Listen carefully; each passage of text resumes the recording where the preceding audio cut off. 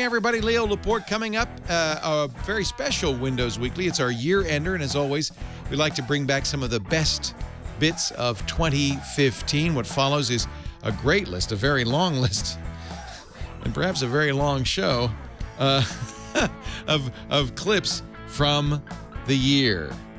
Paul gets his head shaved, a tour of the Microsoft flagship store, and everything in between.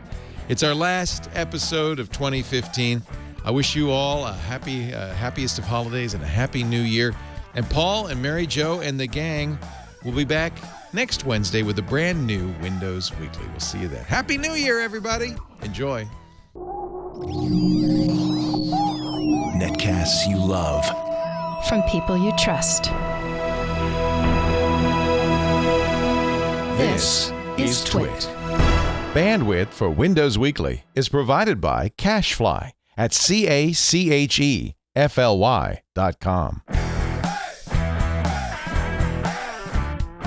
This is Windows Weekly with Paul Thurrott and Mary Jo Foley, episode 446 for Wednesday, December 30th, 2015, the best of the year. We're ready to begin this fine program. Leo, a couple of notes. Mr. Thurrott, you have the floor. I stupidly agreed to shave my head if Twit Yes. reached 60,000. I wasn't, Paul, I just want you to know, I wasn't going to bring it up. All right, but here's the problem. Yes. My kids are very excited that this is going to happen. Oh, I bet they are. So excited that they have decided to come on the show today and shave my head. What? When they get home from school. Oh, which is when? So it's in an hour. So sometime in the middle of this show, your hair is going to fall off. Yeah. And Mary Jo's enjoying this, I might add. I'm kind of loving this. The sheer level of enjoyment that I'm getting from everyone who knows about this is alarming. Paul, you have a nice head of hair. Are you sure you want to... No, I really don't, Leo. That's the thing. And it's cold here, as we noted. I don't know that I want to go that deep. You know what? Okay, I'm going to say this right now. You do not have to get rid of it all. You can get a nice... You would actually probably look pretty good. Yeah, go with a 4. Go with a 4. You don't have to go... I don't think a 4 will be acceptable to my children. Plus, they're going to do a terrible job because they're going to be idiots about it. But... by the way, actually, let me ask you a question. Because this is actually something I really do need to know. Yes. I am now an expert, so go right ahead. Looking in the mirror later. No. It's horrible. Is it possible to just cut with the razor, or the shaver or whatever? No, you need a clipper. Yeah, see, we don't have a clipper. Well, a clipper, you mean like a hair blades with the sizes. Yeah, you need a hair clipper. We do have that. Oh, perfect. That's all you need. And do you have the different 0, 1, 2 size? Yeah. That's all you need. Do not do what I did. That's not required. In fact, the chat room is ecstatic. They're saying you are a man, you're a mensch. They do say if you don't go with the number 1, you're not shaving, but don't listen to them. I listen to them, and look what happened to me. I'm thinking 1 on the sides, 2 on the top. Perfect. But I'm going to need some wifeful help on that one because my kids are going to be incapable of doing this correctly. Well, that's why they're gleeful. My daughter has been giggling like a Bond supervillain, actually, since she found out that this was happening. This is exactly why they're gleeful. You understand? She's usually very quiet. They're so happy about this. She's cackling, Leo. You're going to witness this. You'll see. You know, my children were horrified, but I think they were more horrified by the tattoo than the head shaving. Oh, did you get the tattoo? Yeah. Where's the tattoo? And I think you look good bald, by the way. I think you look really good. I don't think good is the word. I do. Acceptable. I think it looks good. No, thank you. You're so kind, Mary Jo. Nice. You have a wide range of wig possibilities that are available to you now. I can be Pitbull. I can be, we can, there's a whole huge number of things I can do. I can be Slash, or I was Harpo on iPad today. By the way, just a brief explanation, because there will be people coming into the chat room say, what happened?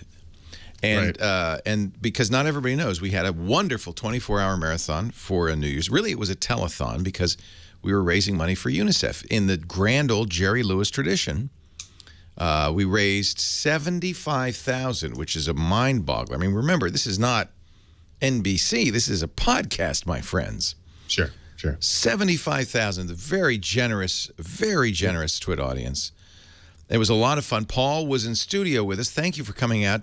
You and Stephanie endured the worst meal I have ever had at our host dinner. I described it as eating dinner at the bar from Roadhouse. Yeah, only worse. What happened at the dinner? We thought it's my fault because we could have gone to a nice. Leo, stop. Listen, everyone got together. It was great. Nobody cared about the food. It was fun. And I did eat the steak and didn't get sick. The steak was actually okay. It was poor Stephanie who got the shrimp, and ate. And I might point out, ate none of it. It was prawns. Oh, which is Lord. Like the scrod.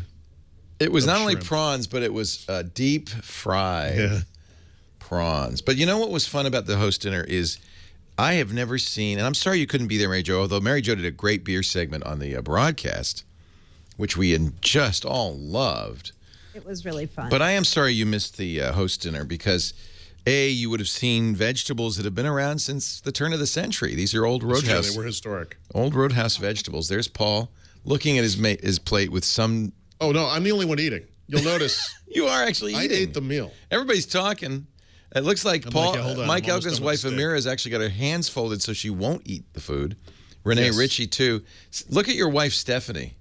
That is horror. That's a sheer look of horror. That's not a good face. Yeah, she didn't know what she was getting into. I really apologize. But no, there's Jeff Jarvis. No, stop it. It was Everybody good. looks like they're having fun. It was so much fun. And to see everybody in the same room. And we were at a classic Petaluma location. I thought it'd be fun to do something a little different. Which was our Roadhouse. It was 1859. It was the stagecoach stop for Petaluma, but apparently some of the vegetables had still been, from 1859 preserved and put on a plate. I don't know if we could really see what this was. If I was waiting for like Wyatt Earp to burst into the room at some point. And how do you like the plastic glassware? I think they were afraid we'd steal their cups. Yeah, and look at me getting along with Jeff Jarvis. Yeah, you're having fun. Yeah, no, it was a good time. Jeff brought his son, Jake, Yep. and there's Steve Gibson and Lisa. By the way, Gibson is the Riddler of Isn't he our great? universe. He is like Crazy the man. prankster. Well, you know what? Everybody loved the round table. Were you in on that, Paul? The round? I think you weren't in yet. But we had Randall Schwartz, Jeff Jarvis, Steve Gibson, and Renee Ritchie did a round table. Everybody loved. It was really good. I watched. Oh, did you see it? And then the beer segment with Mary Jo doing some sort of strange teabagging thing. Wait a second. Hold on. Unbelievable. So it was a lot of fun. I made an oatmeal cookie stout on the air. She was making stout. And, Yeah. It's in the carboy fermenting right now. So, Can't wait. You think Joe Belfiore would ever shave his head? oh goodness, no. He's too attached to Do you? that wig. Yeah, no. Yeah. He got a haircut recently, but he's still Still a little mop head, mop top. Yeah, a little. Yeah. It's an interesting experience. I can't say it's horrible. I don't want to look like that guy. Yeah, you do. Oh, who's in there with you? Oh, your No son? offense. Here are the Your barbers. daughter and your son. Okay, who's going to wield the clippers? All right, wait. Put this on. Somebody has to hold this. Oh, my God. I'm so glad this is happening to somebody, not me, for a change. What? What? Stephanie's there, too? Everyone's helping. Well, yeah, you need adult supervision, Leo. No, you don't. I had Lisa do mine. Oh, I guess she's a grown-up. I don't know. We don't know. We have no one has any idea what they're doing, Leo. Oh, Paul. Can I thank you, Paul? Paul Surratt is shaving his head right now because we raised so much money in UNICEF. He pledged if we get to $60,000, he would shave his head like I did for $50. I was cheap. I sold out. Actually, I was $40. People are going to listen to this on audio and describe this as the worst episode of Windows Weekly ever. No, their imagination is in full force right now. And we will, what we're going to do? We're going to take a little, editors, we're going to stop the recording and take just the haircut and put that up on our Twit Specials feed because I think everybody. Hey, what about a mohawk? Yeah, Mark is planning a mohawk. Your daughter's nodding maniacally. We're loving this. Kelly. They don't have the razor right. It's not doing anything. Yeah, mine was I know much. what's going on here. Mine was much Oh, faster. someone go sign for that thing. The doorbell's ringing. Yeah, go get the door. What does she have that set on? Is that a 1 there? I don't know. What is this? So 1. It's a 1. Okay. Might want to use a bigger one at first and then work your way down since you're kind of tearing there. Oh, does it hurt a little? Yes, it's. Wait, what do you want me to do? Use a bigger number. You and got to then turn work it. your way down. They're doing it. You got to go with the. You're go with the Yeah, cutting do that. part. So there's a Go ahead. bar. You got to get the cutting bar in there. Yeah. I'm Is that getting. what the- I'm getting. The, This thing? the bar. Come here, Lisa. Explain to them. So Lisa's done this, so she knows. This is now an expert. She's now an expert. There's a cutting bar that needs to be forward on the clippers. Okay. That's why I was This is doing the the little thing. bar that's on the side. That little bar on the side. Yeah, it needs to be forward. We've never done this before. Where'd you get the clipper? From a friend. Also, Is it their dog very clipper? excited about this. Mary Jo's is just loving this. Everybody's loving Just it. like, You mean like, is this correct? Oops. you know what? I Is that had correct, my guys? hair Does that look really right? short. Does that look bar right, thing. Burke? It does. It does. It's now armed. You can tell You've taken the safety Armed. off. You Is that can what that tell. is? Why? How can you tell? because it moves the lower cutting. It moves the lower drop cutting bar up to the clippers. Somebody should probably do it. I knew this wasn't going to go well. Now, is it coming off now? I don't know. Is it coming off? Yeah. Chat room's When you going get, let's crazy. get this rolling. There we go. Now we're clipping. like Mary's I'm getting next. Mary's waterboarded. next. There Paul, we go. don't do it. Those clippers work about as well as the Bombers clippers. Is there a safe word? Yeah, maybe we should conclude this after the show. No, we taking want a to while. see it. No, we'll edit it out of the show and put it as a special special download. All to its own. We'll do in the show we'll do a little Why don't you start from the we'll bottom and high, work up? you know, let's high speed it. Yeah. Right. So editors, we could high speed this for the show, but make a special of at normal speed. The bar is backwards. Is that right? No. Carve the Windows logo on the back of his head. Can you do that, Stephanie? Was it okay? Hold on one second. Is this actually working? It's not working. Try it that way. Oh, I love that sound. Wait, there's not a plastic guard on the clipper, is there? Is the guard off the clipper? I don't know what's going. I think we just. Okay, supposedly it's fixed. Yeah, she's doing it right now. Upside down is the way to do it, right? That's how Lisa did it. Oh, look at there it goes. Is my hair coming off? Oh, the humanity. Why don't you go to the? Yeah, try this side. Go over here. Or- Yeah, no, it did a little bit. It didn't do a lot, though. I don't know. yeah, it's We'll not send you working. money for a barber if you want. God. Mm. Yeah, you're like tearing my hair out. Hair was flying when you did it on me, right? Paul's about as gray as I am too, which is great. I think you. I think We those are have- dog How about clippers. if an adult does this for a few minutes? Let's just. the bar the opposite direction. It's just gonna go to No. farther away from the cutting. You want the bar Doesn't seem like close it's to cutting. the cutting head. Hair that time, but You have to get his hair wet. That's the thing. no, you don't. Now you have to go to the barber with like a disaster of a haircut. Well, that's what I did. There were holes in my hair. She said, "I think we're gonna have to take it all the way down." Do you need grease? Grease the razor. This is really great. I am really enjoying this. I'm gonna get some lunch. yeah, when I get some scissors to get it started. These are the worst clippers I've ever seen. Paul, you have hair of steel. He does. If we got all this hair out of it, it would work better. I have too much hair. Yeah, it does. Yeah. Wow. When the hair pops up after the trimmer has passed, that means something's wrong. It's not cutting. I don't think it's cutting. I think it really would cut I better. think the sides are too short for this number 2. Oh, I maybe see. that's it. Maybe they're already short.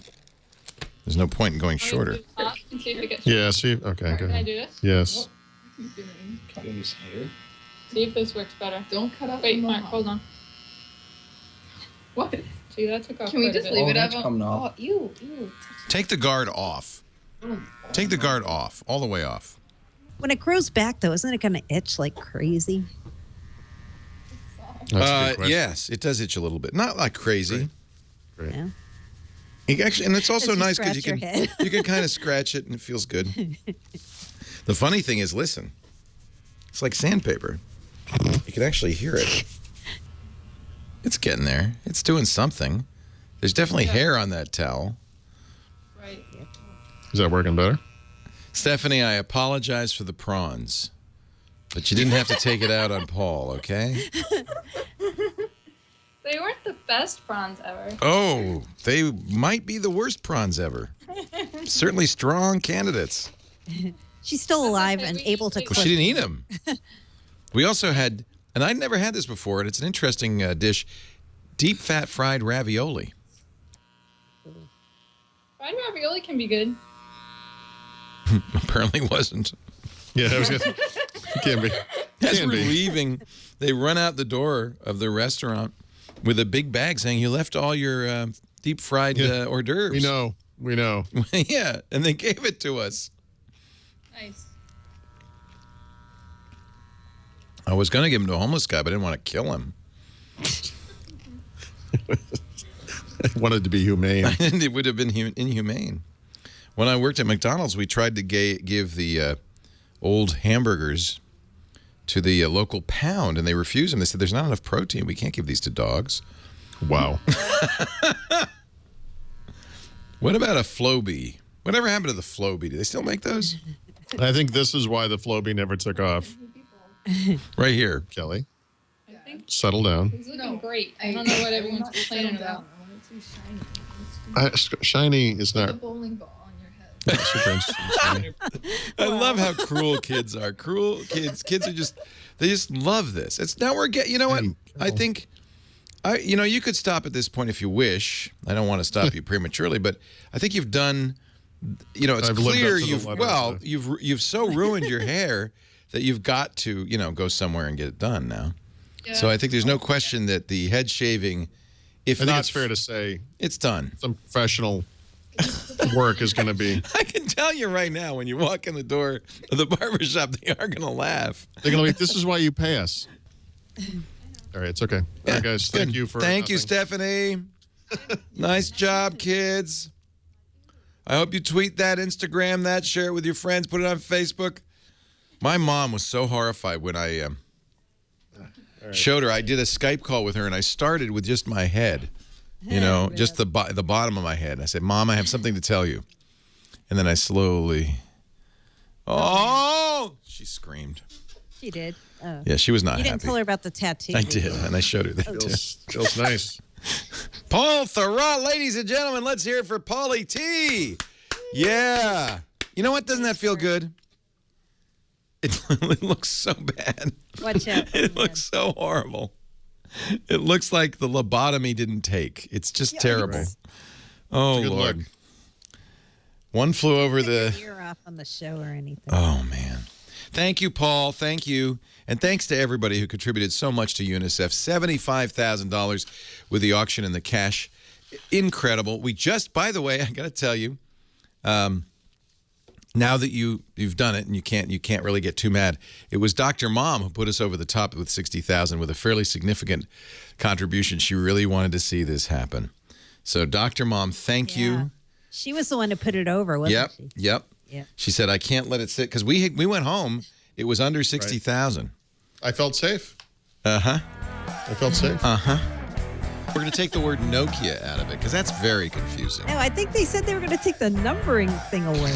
Didn't they say Well, they're all this? Lumias. You know, this, by the way, this is just like the car market. If you could pick any car maker you want to talk about, BMW used to have 3 Series, 5 Series, 7 Series. Very simple.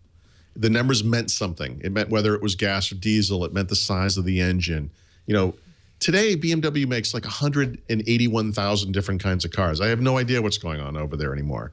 They have 2 Series, 3 Series, and 4 Series, 5 Series, 6 Series, 8 Series. 7. Right. It's I can't on and tell. on. No, I can't tell. You're right. Crossovers and blah blah blah. It's just like an explosion of niche devices here. So it looks like the 530 is the U.S. variant because it's going to be $50 at T-Mobile.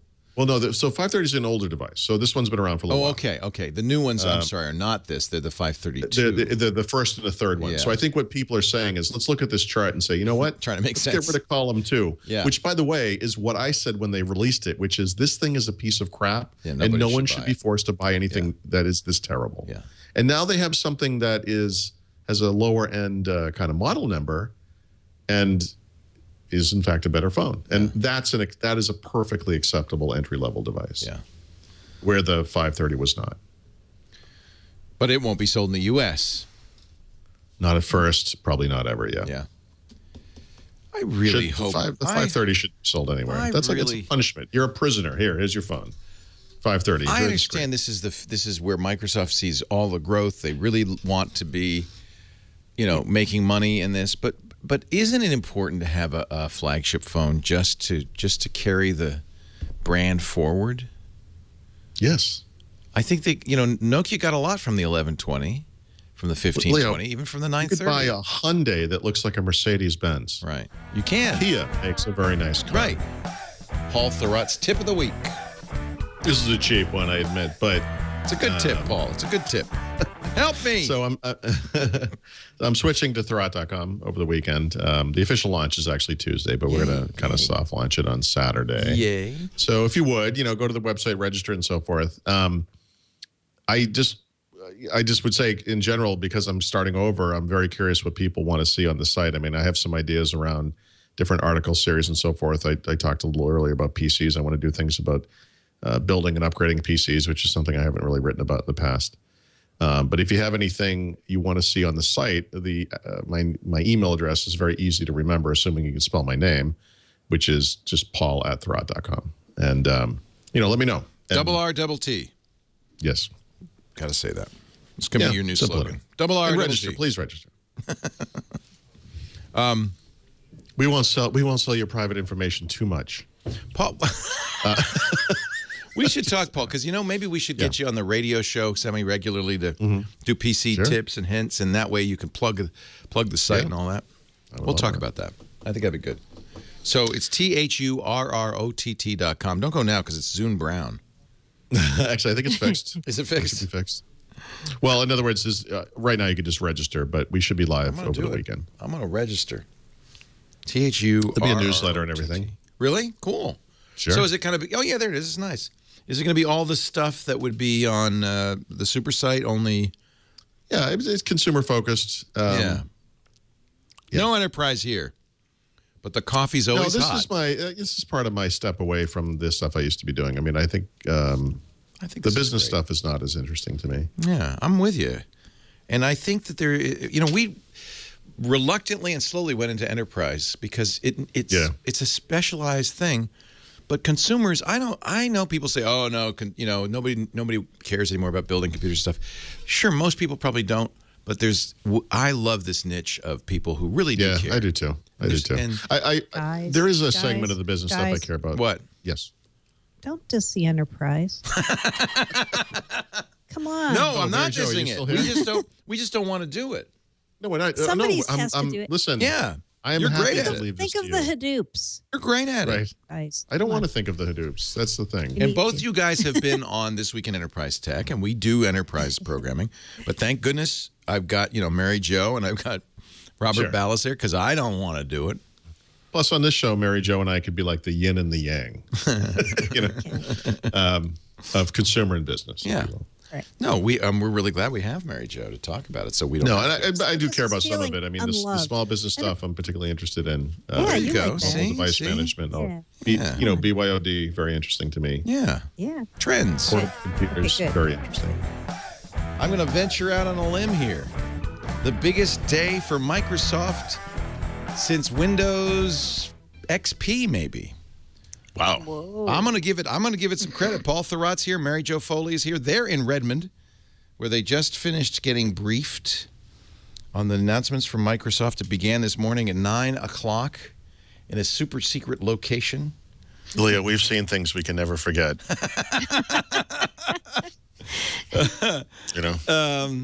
It wasn't a very big room. It looked like there were maybe 50 people in there, and you were sitting on comfy chairs and stuff. Yeah. Yeah. So I this was throwing paper balls at Alex from the back row, and it was nice. It was like this is the creme de la creme of Windows journalists. A shrinking cadre, too. I might add a cohort of fewer and fewer each year, but I had to say, and it's, I didn't come in for the announcement. We did cover it live with Mike Elgin and Megan Maroney, and I thought, well, I could skip this one because I'm going to be here with Paul and Mary Jo. I regret that because I feel like this was a massive announcement. Yeah, I think it really was a big deal. You don't disagree? No, there were tons of parts. We were just sitting there trying to write everything up, and it was like, wow, there's so much. Yeah. Like, where do you even dig in here, you know? The point being, we are never happy. So in October, there was not enough, and there was lots of complaining. And then this time, there was too much, and there's lots of complaining. We're like children. There was good ice cream, though.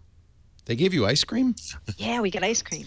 So the very first thing they say that I think is significant is Terry Myerson starts. He's the SVP for operating systems at Microsoft, right? Right. And he comes out and he says, we're going to give it away. Well, with a little asterisk. Yeah, now, so that's the first thing I'm thinking is, well, I got to know what this means from Paul and Mary Jo. So they said for users of Windows 7 and 8.1, Microsoft Windows 10, the next version of Windows, will be free for the first year. What the hell does that mean? And also for Windows Phone 8. Oh, and that was big too, Windows right? Phone 8.1. He held up a 1520. I warmed the cockles of my little heart here because this is the phone I use that I feel like it's an orphan that nobody does, you know. And so Hey, listen, there's been a lot of 1520 today. Yeah, It really has. Yeah. Yeah. And I'm not just talking about Daniel Rubino's incredible green 1520. I mean, these things were like everywhere. That's good Yeah, they news. I love this phone. I mean, this is of all the phones they made, this is, I think, the best example of Windows Phone. So, with regards to this pricing thing, do you want to Yeah. take a stab at this? This is a little complex.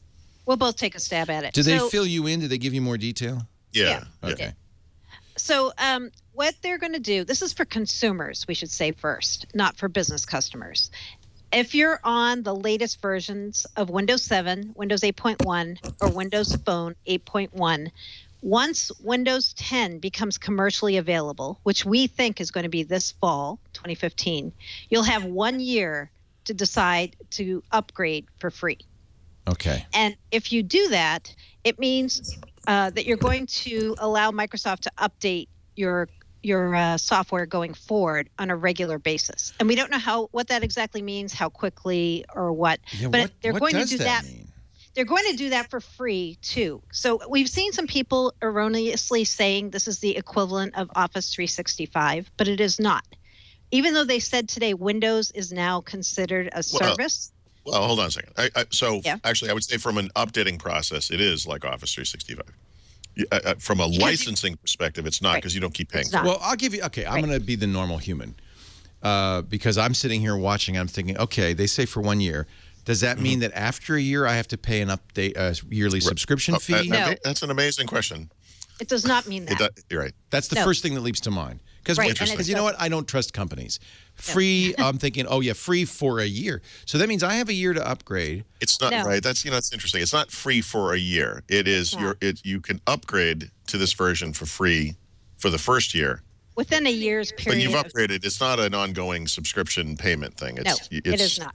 So once I upgrade to Windows 10, I will have the latest version of Windows 10 on my system at all times at no cost forever. That's correct. Well, for the lifetime of the device. For the lifetime of the device or the lifetime that Microsoft says is the period that they support Windows 10. So that's okay, that makes sense. So I don't know what the lifetime of the device means. Is there I know that there's a lifetime for Windows 10, as there was for 7 and 8. Right. That they go out of, It's honestly, service. it's nothing we have to parse too much because people who are going to upgrade their computers, meaning buy another computer, are going to get Windows 10 at that point anyway. Right. So it's not. We don't really. You know why I'm interested? Because I just bought that Dell new XPS 13. Yep. And I knew when I was buying it, well, I might be buying it with the old OS, and then in 8 months got I don't know what. Yeah. And so this is great news. This means I have a Windows 10 machine. Yep. Yes. You do for free. For free. Even more importantly, I can't underscore how important this is. If you have Windows Phone 8 or 8.1, you have a Windows 10 phone. Yep. So let's you highlighted what I guess is the most important question and the most obvious question. Let's throw out two more questions that weren't answered per se. Well, actually, one of them was Windows RT. Okay. What about the Windows RT devices? And I actually asked during the Q&A what the plan was, and what they said was that they don't have specifics right now, but they do plan to upgrade existing Windows RT devices to Windows 10. Whoa. No, they didn't say that. They didn't say that. I thought he very specifically said that. Now, you are across the table from one another, so if you want to leap across the table and grab Paul by the throat, you have my permission. I think what he said was, I think what he said was, we are going to upgrade Windows RT devices, ARM-based Windows RT devices, but he didn't say to Windows 10. He just said we're going to have an update to those devices. So we don't actually know what that means. Does it mean to Windows 10? You're really parsing that sentence. Okay. Well, I took that to mean Windows 10. She's covered Microsoft for a while, Paul. I think she... Yeah. I thought the wording was very curious. Like, I think if it was, we are going to upgrade you to Windows 10, he would have said that. But what he said was, we are going to update Windows RT-based devices. And we have a plan, but we don't have the details yet or know exactly how that's going to work, but we're going to update them. So he didn't actually say to 10. Think of what it would mean. It would mean not Windows. Now, I know this distinction is starting to go away. They should call it Windows 9, Leo. but the distinction between desktop Windows and Intel Windows and ARM Windows goes away a little bit. But for RT devices or ARM devices, it would sound like it's really going to be the Windows Phone version of Windows 10 that they would upgrade. I would think so. I would be shocked if that isn't what they meant. But there's really going to be two Windows. There's an ARM Window 10 and an Intel Window 10. I know there's a unified app, and we'll get to that. But it sounds like if you're going to upgrade RT, you'd have to upgrade it to Windows Phone 10. Yeah, except that they don't call it speaking, that OS, which we'll just think of as Windows Mobile, I believe is for devices that are under 8-inch screen size. So, okay, I guess we'll see. That's interesting. Okay. This is a small group of people, not that many people on RT devices. Just you, me, and Mary. Oh, okay, but it's very important to those people. I can tell you that. Early adopters, they're going to want to be part of that. Okay. Yeah. So the other one is Windows Phone. And you'll recall from right up front, we were talking about how if you have Windows Phone 8.1 on your device, you'll get a free upgrade to Windows 10, which is interesting because not unique to Microsoft, but Microsoft has trouble shipping updates today on Windows Phone. And I'm still not on Denim on my 1520. Yeah. So the story there is we need to wait until build, I think, in April to hear more about this. They have a plan. They're not talking about it today. So that's not a big part of the story today, but it's something to think about. So they have said that they will make it available. They haven't said how, so I guess we'll see. Yep. Okay. Yeah. And so they did say today that, I guess I'm kind of jumping ahead here, so I won't say that yet. Sorry. All right. You know what I thought we would do, and I think you agreed, the structure of this should be maybe to use the keynote as the backbone of what we do. So Terry Myerson came out. He gave a lot of facts and figures, 1.5 billion users, and what is blah, blah, blah. The traditional keynote, kind of warm them up thing where how great we're doing, how great you're doing. Because you're a great crowd. We love you. and then Joe comes out, Joe Belfiore comes out. With a haircut, by the way. He got his haircut. Yeah, it still looks sensitive about the hair. Yeah, it still looks kind of long, but he looks good. I like Joe. Joe's I great. like Joe. I don't know anyone that doesn't like Joe. Yeah, nice guy. Great. I tell you what, he's a great demonstrator. I mean, he really is a good speaker at these events. Yeah, and he's very enthusiastic. And he's going to show the user interface. So, by the way, he starts out on desktop, and lo and behold, a start menu pops up. Yeah, and by the way, if you pause it there for a second, just to sort of focus on that start screen and just the desktop in general, this UI has evolved since the version we had in the technical preview from last year. Ah, interesting. Right. So the start menu has kind of a new look and feel to it. I didn't go and really look at the machines too much. I looked a little bit at Windows 10. I looked at the, that continuum mode and so forth. But if you notice in some of the screens, like there is kind of a lighter thing going on, and then there's also kind of a darker thing going on. I know we talked about dark and light themes, and I think that might be part of it. Yeah. But that there's a button up there in the corner that you can stretch the start screen full screen if you want to. Ah. And when that thing is full screen, it looks and looks like the start screen. So then you have the option, but it looks like the default is not to be full screen. Right, not on a desktop computer. And is it, so we see tiles, but it also is kind of a menu thing too, right? Yeah. It's evolved from the version we had before, but it's very familiar. The on-off switch is now here instead of hidden in the charms bar. Actually, though, that on the tiled menu, that's up at the top of the screen now on Windows 8.1. I'm just looking. It's very familiar looking. Anybody used Windows 7? You've got icons, in the task menu. You've got a little taskbar in the lower right. You've got Joe and his family from Guatemala on the beach. Even a recycle bin in the upper right-hand corner. I mean, this is Windows like we used, like Windows 7 Windows. Yep. I was watching. He briefly held up this device, and I was trying to figure out what it was. So It it's looks smaller probably than a Surface Pro. Yeah, it's an 8-inch tablet. Okay. It's probably like a Dell Venue, 8 Pro, something like that. Okay. Not a Microsoft product. No. That's correct. Yeah. So, but the point here is a little subtle because 8 inches is this dividing line between whether you get the full-blown experience or the phone and small tablet experience. And so if you're on a device that has a screen that's smaller than 8 inches, so not this device, but anything smaller, the UI will look more like Windows Phone, which they'll get to. But for 8 inches and up, you get Continuum, right? If if you just bought this thing as a tablet, what you would get is something much like Windows 8 One is today. It'd be this look, which is a tablet, very tablet-y thing. Yeah. And he's showing how we snap and swipe things away, and all of that's the same. Basically, yeah. Yeah. All right. Shortly after this, he's going to start talking with a young lady named Cortana. We could skip through that a little bit. That was a bit long. A lot of Cortana. Yeah.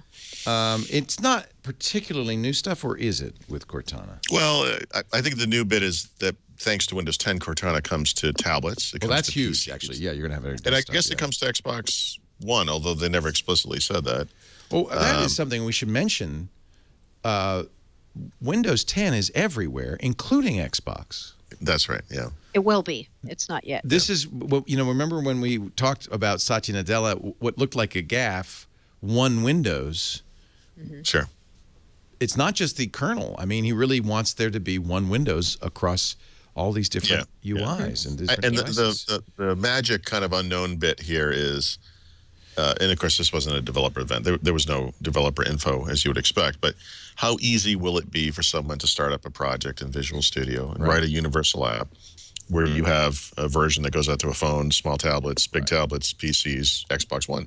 Well, even this notion of universal app is new, isn't it? No, well, not it's really new. evolving, I guess. Yeah. But it's fair to say with this version, for the first time, Windows developers can target the screen in your living room, right? And so I think, I don't remember who said this, but someone said that they didn't expect to see Excel running on an Xbox One. Or PowerPoint. Right. They used PowerPoint on a phone as an example. But actually, PowerPoint would be a good example. I mean, this is mind-boggling. Yeah. I feel like this is and key to developers. I mean, let's face it.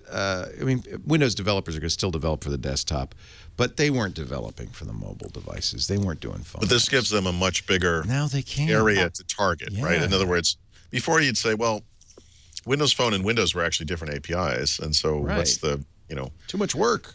They bring those things closer together, and then they add in, they have kind of a more seamless experience across a much wider range of devices, including Xbox One. Yeah, I do feel like this will help Windows Phone. That this announcement in many ways is the best news you could possibly have for Windows Phone. And for Xbox in a way, because it means Nadella, who was rumored to be planning to sell off the Xbox division, clearly isn't. In fact, it's part of his devices and services strategy. And Windows Phone, this is a big, big story for Windows Phone. They're not dumping Windows Phone. No, they're definitely not dumping Windows Phone. Yeah, that was a big part of this keynote, which is, hey, we've got a version of Windows that's going to run on Windows Phone. Let's talk about the thing that is going to transform computing as we know it. I think we just talked about that. What do you mean? Xbox One, no.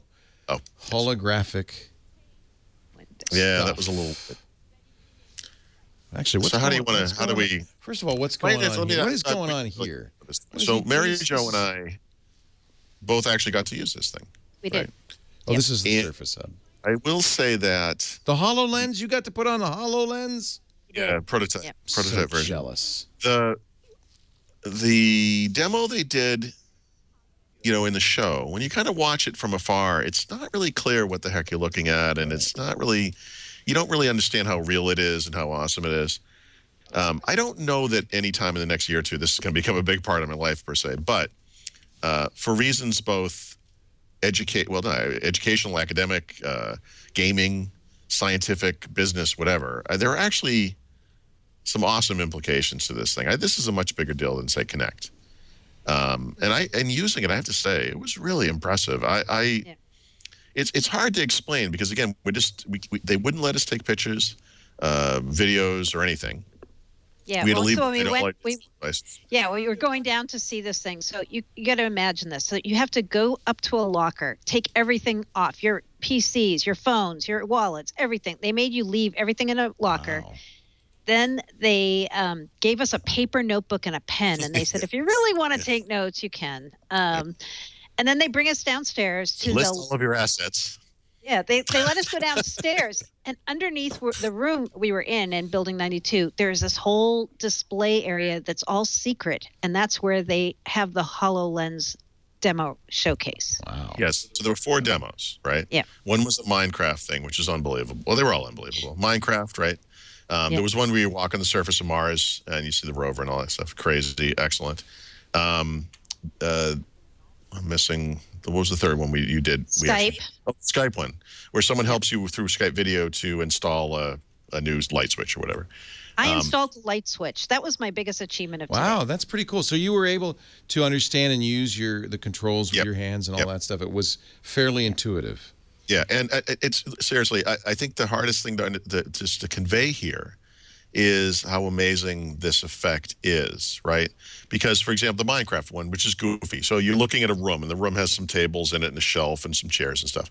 And it scans the room, and you get all that kind of pixelation effects you get from Minecraft, And then there's a Minecraft castle with little sheep outside of it on the table. And as you're looking down at it, they can cut out parts of the table through the hologram, and you can see through it to the floor and the stuff that's underneath. And it's all very, you're moving around it, and it's all there, and it looks real. And then on the shelf, there's another little castle, and there's some zombies, and you make holes in the shelf so the zombies can't get to the castle, and you blow them up with TNT. And at one point, you blow a hole in the wall, and little Minecraft bats fly out of it, like in a 3D movie, because they're actually in space, flying toward you. They're coming towards you. Yeah. And as you're looking through the hole in the wall, you can see all the depth of the crags and the pieces and there's lava. And as you move left, right, up, down, whatever, it's like it's really there. It really is incredible. And there's the Mars thing, which was the Mars thing was. They're using this at JPL for the scientists to actually program the rover Curiosity to say you go here and this is mind-boggling. This is the kind of it's eye candy. But it sounds like it's like ready. I got to say, when I saw it demoed in the keynote, I said to Paul, you know what? It's for geeks, and everybody's geeking out on it. But once I got to try it, and I was thinking of the applied situations, especially like, say you're apartment hunting, and you could put these these goggles on. Whoops, faux pas. These goggles on, and you could feel like you were walking through rooms in an apartment. If you're in Seattle and the apartment's in New York. That's what I was thinking. So the Mars thing is awesome, and it's very specific, right? So JPL, NASA are going to use this thing. That's nice, and that's about the end of the customer base. But some people are never going to make it to Paris, or they're never going to go to the Amazon, or they're never going to do whatever it is. And this thing provides a way. You know how awesome just like Google Street View can be. I mean, you can actually walk through this virtual environment, and it's there, it's real, and it's holodeck stuff. I mean, it's. So I got a lot of questions for you because you've used it. Okay. It's amazing. So first of all, for those who haven't seen the videos yet, it's basically they look like sunglasses. This is what we call augmented reality. It's not virtual reality. The Oculus Rift, you can't see. Somebody could sneak up and hit you on the head. Oh, through them. So you're seeing the room. You're seeing the room. Applied over it, projected over it. And is the room dark? I mean, it looks like sunglasses. What? No. Optically, it's not. Okay. I mean, I'm just saying optically, you can see pretty clearly. The Mars thing, seriously, you're standing in the middle of a room. It's lit normally. Yeah. And then they turn on the Mars view, and the room disappears, and you're standing on Mars. Wow. And you look up and down and around, and it's the ground is finely detailed to the rocks. And it's, was there a battery pack? Was it connected to anything, or was it just a set of visors? So the prototype has a battery pack and like a little backpack type thing because it's a prototype. The actual device is cordless. The battery's built in. It's designed to work freestanding. For how many hours? 2 minutes. No, I don't. We don't know. We don't know yet. Yeah, I mean, Google Glass, that's one of the issues. When something gets this small and you're wearing it on your head, you can't put a huge battery in it. Right. And so the way you navigate is you look, right? So if you want to put your cursor somewhere, you look. And that's why they kept talking about a gaze interface today. You heard them say that in the keynote. Right. So if you want to put your cursor somewhere, you just look at it. And then you can do this motion, which is called what again? It's the kid from The Shining. No, it's called Red Rum. It's called Red Rum. Red Rum. It's called an air. A what? Air tap. Air tap.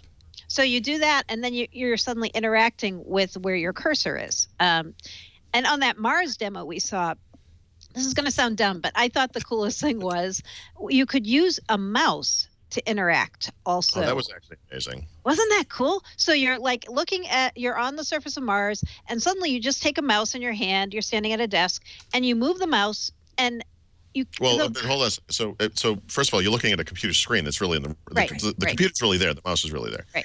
So you move the mouse cursor around on the screen, and exactly how it works all the time. But when you move it off past the edge of the screen, it goes out into Mars, and then you can click on stuff out on Mars. I know. And it's insane. I mean, it's amazing. So I'm thinking about this as when I saw the demo in the keynote, I was like, yeah, okay, it's for gaming, right? And then when I saw these other scenarios, whatever, gaming, your gaming helmet here. But then when I saw you could use it for things like, hey, what if you wanted to learn how to repair something, or somebody wanted to show you a demo? There were just all these scenarios that went through my head, and I'm like, okay, this to me is way more interesting than I thought it was. And it also didn't feel, I mean, it was totally dorky because it was a prototype. We had these things on our head and all that, right? But it'll be interesting to see how this iterates, right? Right now, they're going to be these big glasses, but over time, maybe it's going to get smaller and it's going to get more. So yes, but the other thing is, like, it almost doesn't matter though. It's not particularly big and bulky, the real one. Yeah. The point of this in many ways is you're going to do something, and so if you're at NASA, we're going to put the glasses on and program the rover to go someplace else. It's no big deal putting on a pair of glasses. I mean, compared to how they do it today, this is incredibly sophisticated. One interesting little anecdote I heard when I was walking around today was this thing was what was known as Project B. That was the code name. And up until 6 months ago, this thing was supposed to be a gaming helmet. That is how it was. Was this Fortaleza? Wasn't that what they called it? I don't know if they took any technologies from Fortaleza and put it into this, but when Satya Nadella saw this demoed 6 months ago, he said, guys, you're limiting yourselves. Yeah. Why is this just for gaming? Make it for everything. And then they expanded it to be something much more than just a gaming helmet. That makes sense. New potential names for Spartan. How about Vivaldi? I like that. It's kind of Vivaldi. Yeah, the ones they're testing are all E's. Elixa, Evo, Endeavor, Edge. But most of us just want them to call it Spartan. So I hope they end up calling it Spartan. No, they're not going to call it Spartan. I don't think so. Why not? Because it conjures up the picture of a naked man with a beard. It's not. Thank you. That's not what I think of when I think of this. Maybe that's just me. Maybe it's just you. No judging, Leo. How about something like Bingle? Bingle? No. Okay, maybe like Bingle. Bingle. Something with Bing in it.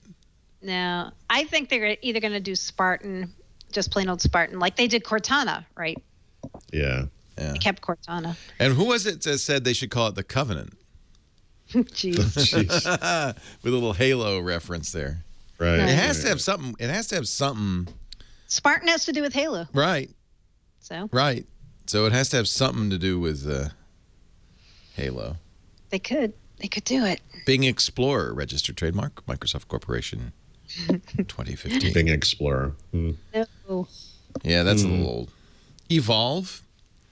Yeah, Evolve. So that's what all these E things are. Yeah, kind of all those E callbacks. things. Yeah. Evolve, Elixa. Yeah. Elixa? No. Wasn't Elixa the host of the late night horror movies on? Nice. She was the queen of the night. Yeah, Elvira. Oh, Elvira, that's it. That's how Paul pronounces elixir. Elixa. Would you like some elixir to go with your lobster? Yep. Elixa. Windows Weekly on the air. If you just tuned in, rewind. Yep. Great interview, great subject matter. But the rest of this show is going to stink. No, not at all. And to be honest, I mean, Gabe is, as a company spokesman, not going to really. But I think we know that Friday was the next version of the technical preview. We did not know. No, I mean, we did. Right. So you got a little scoop there. Yep. I hope we can get him back. We weren't too mean, right? We were nice. No. Yeah, we were nice. We didn't make him show us his shoes or anything. No. So I think it was okay. Just when he had red shoes. I think you're remembering Red Dog. I really do. Remember when the whole team wore red shoes? I bet you're remembering that. I'm thinking more recently than that, but I don't know. Yeah. Wait a minute. If Paul's going to do that, I have to do that. I just see red. Mary Jo, where's yours? I know. Why don't I have one? You know what? Paul, you didn't send? You should get maybe you'll get you a beer stein when we go to. That would be better. More appropriate. I want to see Mary Jo slugging the brew during the show. In the big Thurrott stein. They told me this was sessionable. Wait, you're a lefty, though. Are you a lefty? I'm a lefty. Mary Jo? I am not a lefty, no. You know, but that's perfect. I got two righties and a lefty. That way it'll go. Anyway. That only is meaningful to somebody watching video. The rest of you are going, actually, I got some good news, and it'll be good on this show. We've been investigating the idea of releasing the audio podcast in stereo. Oh, yeah, right. What is it in now? It's something called mono. Oh, and look at this. We're 10 years old now. I mean, we're doing this show for 8 years. And why don't you go right through to what's the next step up from that? Like some kind of Dolby surround. Atmos, where Paul can like in the beginning, like a fly could fly around in a circle, and it's like he's going around your head. We actually have done. There's a Dolby headphone spec, and many years ago we did a show exactly like that, where there was the soundstage was like a sphere around you. But we won't do find that disconcerting because you'd be walking down the street and you'd be kind of dodging because you think like voices would come in. You know what I mean? You don't I just think for a show like this to have me maybe in the middle and Mary Jo on the left and you on the right, slightly, not extreme. We tried this once. Not extreme, but just a little bit. All right, okay, I remember. And if you're in the car listening, I just think it gives it a richness. And so we're investigating it. And the reason we did it at first in mono is to keep the I'd like to come to the sizes down. subwoofer if I could. Yeah, we'll still make it small. We're not going joint stereo will not, I don't think, increase the file size too much. But I feel like people have more bandwidth. Honestly, file sizes on these things I don't think would matter. Well, that's kind of my point for audio. It doesn't. And the video's always been in stereo because it's video and you're already downloading an 800K file or whatever it is. I mean, I don't really listen to our podcast. I don't really find it very entertaining or useful, but well, there you go. Let's put that in the promo. There's an endorsement. Windows Weekly. I don't find it very entertaining or useful. No, who said that? One of the co-hosts. It sounds like quite a show. No, I mean, why would I listen to the show? No, I don't. Because you were there. You don't have to listen. You were there. So I think we'll do that soon. I'll let you know for all of our shows. We're just thinking. Yeah, that's cool. Times have changed, and people, and I think you got to do that. Yeah. Well, you don't have to, but I do feel like it's now. We'll get. There are going to be people who love it and people who don't. There are people I know in bandwidth constrained environments. Yeah. Sure. Yeah. But much like this, I'm in a blazer constrained environment. A blazer constrained. Yeah, I have a few of those myself. All the buttons are gone because they all popped off. Last time I wore it was like to like a wake in 1995. I'm confused why it doesn't fit. I'm sorry. Let's move on. Or actually, let's not move on. Did you want to say some more about the... Oh, yeah, I would touch on a couple of these things. Maybe Mary Jo should tell the loop story because I was emotionally and... What happened? What? Overly involved in this bizarre drama. You were. You got a little over the top on this one. Paul, so Paul, really? with upset? With I think it's only with the Surface Pro 3, there's this pen loop that they attach to the device so that if you have the Surface Pen, you can save it in the loop and you'll be less likely to lose it. Yeah, let me show you what. Yeah, show us a pen loop. Attaches to the keyboard normally. It comes with the keyboard. Actually, that looks pretty good. Yeah, that's nice. A little Yeah. Okay, you know what? When you said loop, I don't know why I thought it was like a little noose hanging off of the thing, but that actually looks pretty good. That looks pretty good. That would work for me. Fine. It does the job. Well, on the Surface 3s that we got, there's no pen loop. Oh my God. And so some people, we won't name names, Rafael Rivera, on Twitter started freaking out about the lack of a pen loop. And so Paul had to do some investigative research to find out why there was no pen loop and what the solution would be. And he discovered that the pen loop will be included with the pen. So if you pay the $50 to buy the pen, you'll get a pen loop, but it won't be with the keyboard. By the way, I'm sorry to interrupt. I just want to say real quick, story's over, right? That's the answer. So we're done here. We are clearly done here. This has been explained. There's nothing more to say about this topic. Is that correct? Yes. No, the answer is no. There's a lot more to say. This went on for hours. This went on like all day on Twitter on Monday because people kept chiming in what color pen loop will be included with the pen. Will the pen loop color coordinate with the pen cover? The pen color, will it coordinate with the keyboard, or will you just get a random pen loop? And how are you sure you're even going to get a pen loop? You're not really sure, By the right? way, Maybe you're going to get one. Microsoft Store Online says nothing about a pen loop being in the box. Mr. Thurrott, I think you're making up this fact. Yeah. What about existing pens that are already in the store? They're already selling the gray one that goes with Surface Pro 3. Are they magically going to end up add a pen loop to that box? How does that work? So I had to go back to Microsoft multiple times and say, look, I know this is going to sound really petty, dumb, but small. Then I started getting emails from guys from Microsoft all day yesterday who are like, "Hey, Paul, I hear you're the guy to go to with Surface Pen loop problems. I have a question." It was unbelievable. Yeah, it just got a little out of hand. So if you're one of those people who cares about the pen loop, we have got you covered. And Paul has also volunteered to write a field guide about the pen loop. No, so yes, field guide. The Microsoft Surface Pen Loop. Chapter 3, how to attach it properly. Yep. Leo, I'm not kidding. I spent all day on this yesterday. This was my entire day. But I'm laughing because it's funny, but I'm also want to defend you because this is consumer stuff. This is what people want to know. It's a $4 pen loop. Oh, by the way, $4. Here's the thing. Here's the joke. You can buy this in any color you want right now for less than $5.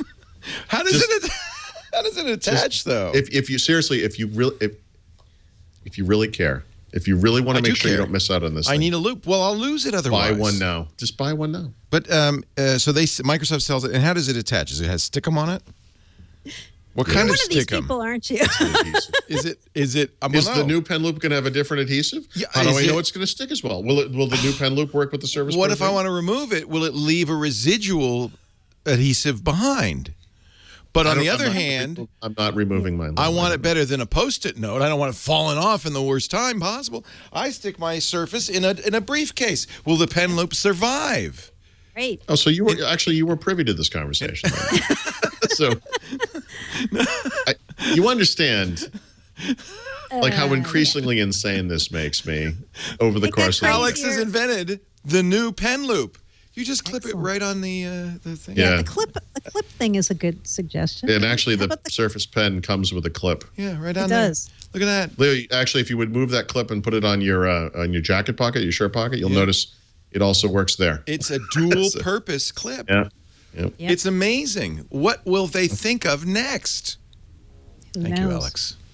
You see, engineering mind. Yep. Can I just say, I'm tapping my forehead, but there's a small difference between doing the forehead tap and the woo-woo. Yes. Yep. Right. One is the one you directed yourself, and the other is the one you directed other people.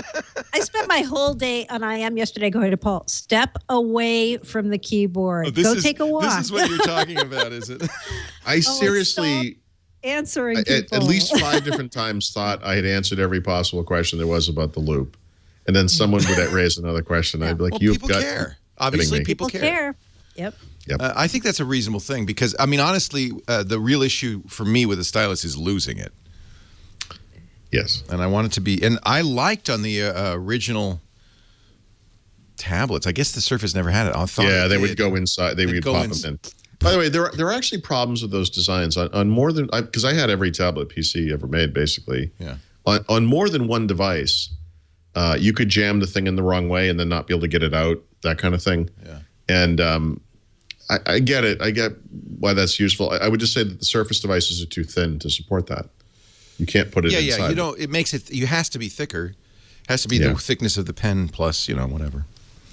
So I know that makes perfect sense. I think I actually, now that I've never seen the Loop. Now that I see the Loop, I'm still haven't recovered from this. I've got nothing done today, and it's honestly, it's mostly Surface Pen Loop related. Well, but when you see how much it costs, it's $50 for a pen, so you don't want to be losing. By the way, actually, you know what? Scroll down a little bit. There are only 2 colors there. When I looked at this yesterday, oh God, why did I show this to Paul? No. When I looked, no, wait, is this a different one? Because when I looked at, no, this is a third. This is a different one, Leo. That's why. Well, how many should I ask this lady? No, please, dear God, do not get with her. She wants to chat with me. Go. She No, looks don't. Nice. Oh, it's not, Leo. Wait a this minute, is just Samuel. That's not Samuel. I was gonna say this is not. It's not her, Leo. Get out of the chat.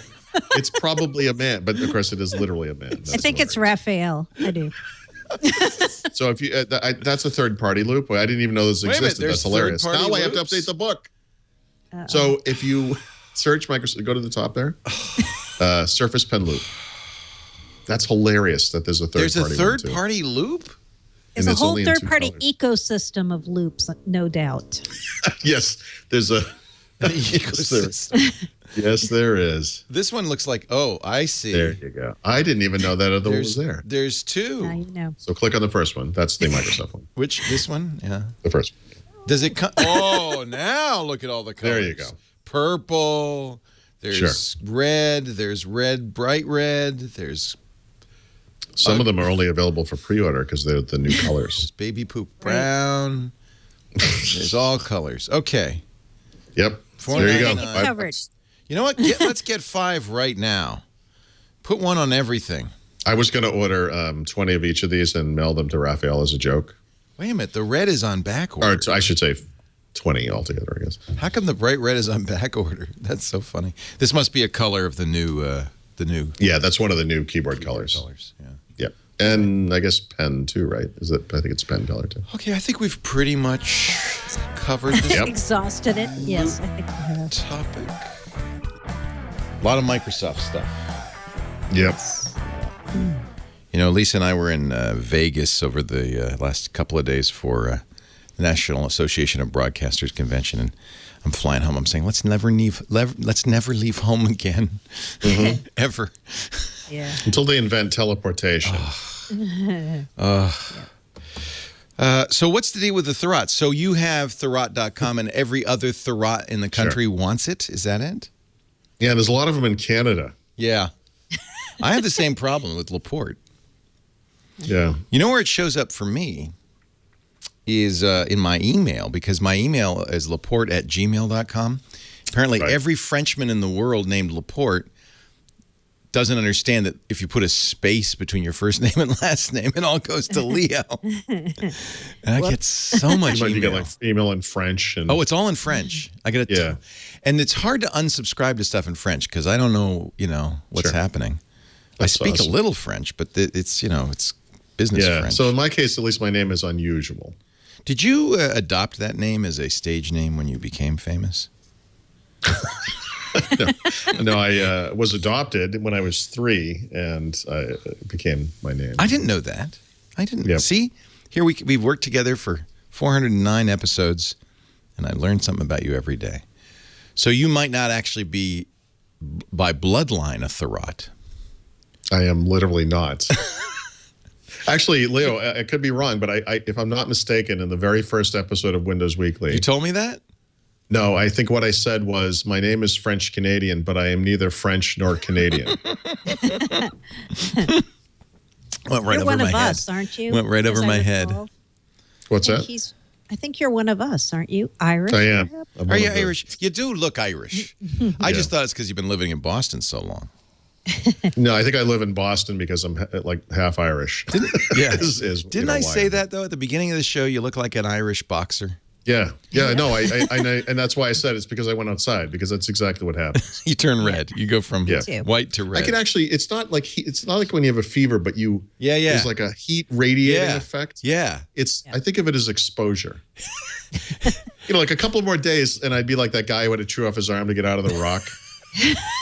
Good Lord. Wow. Yeah. 128 hours with Paul Thurrott. Yep.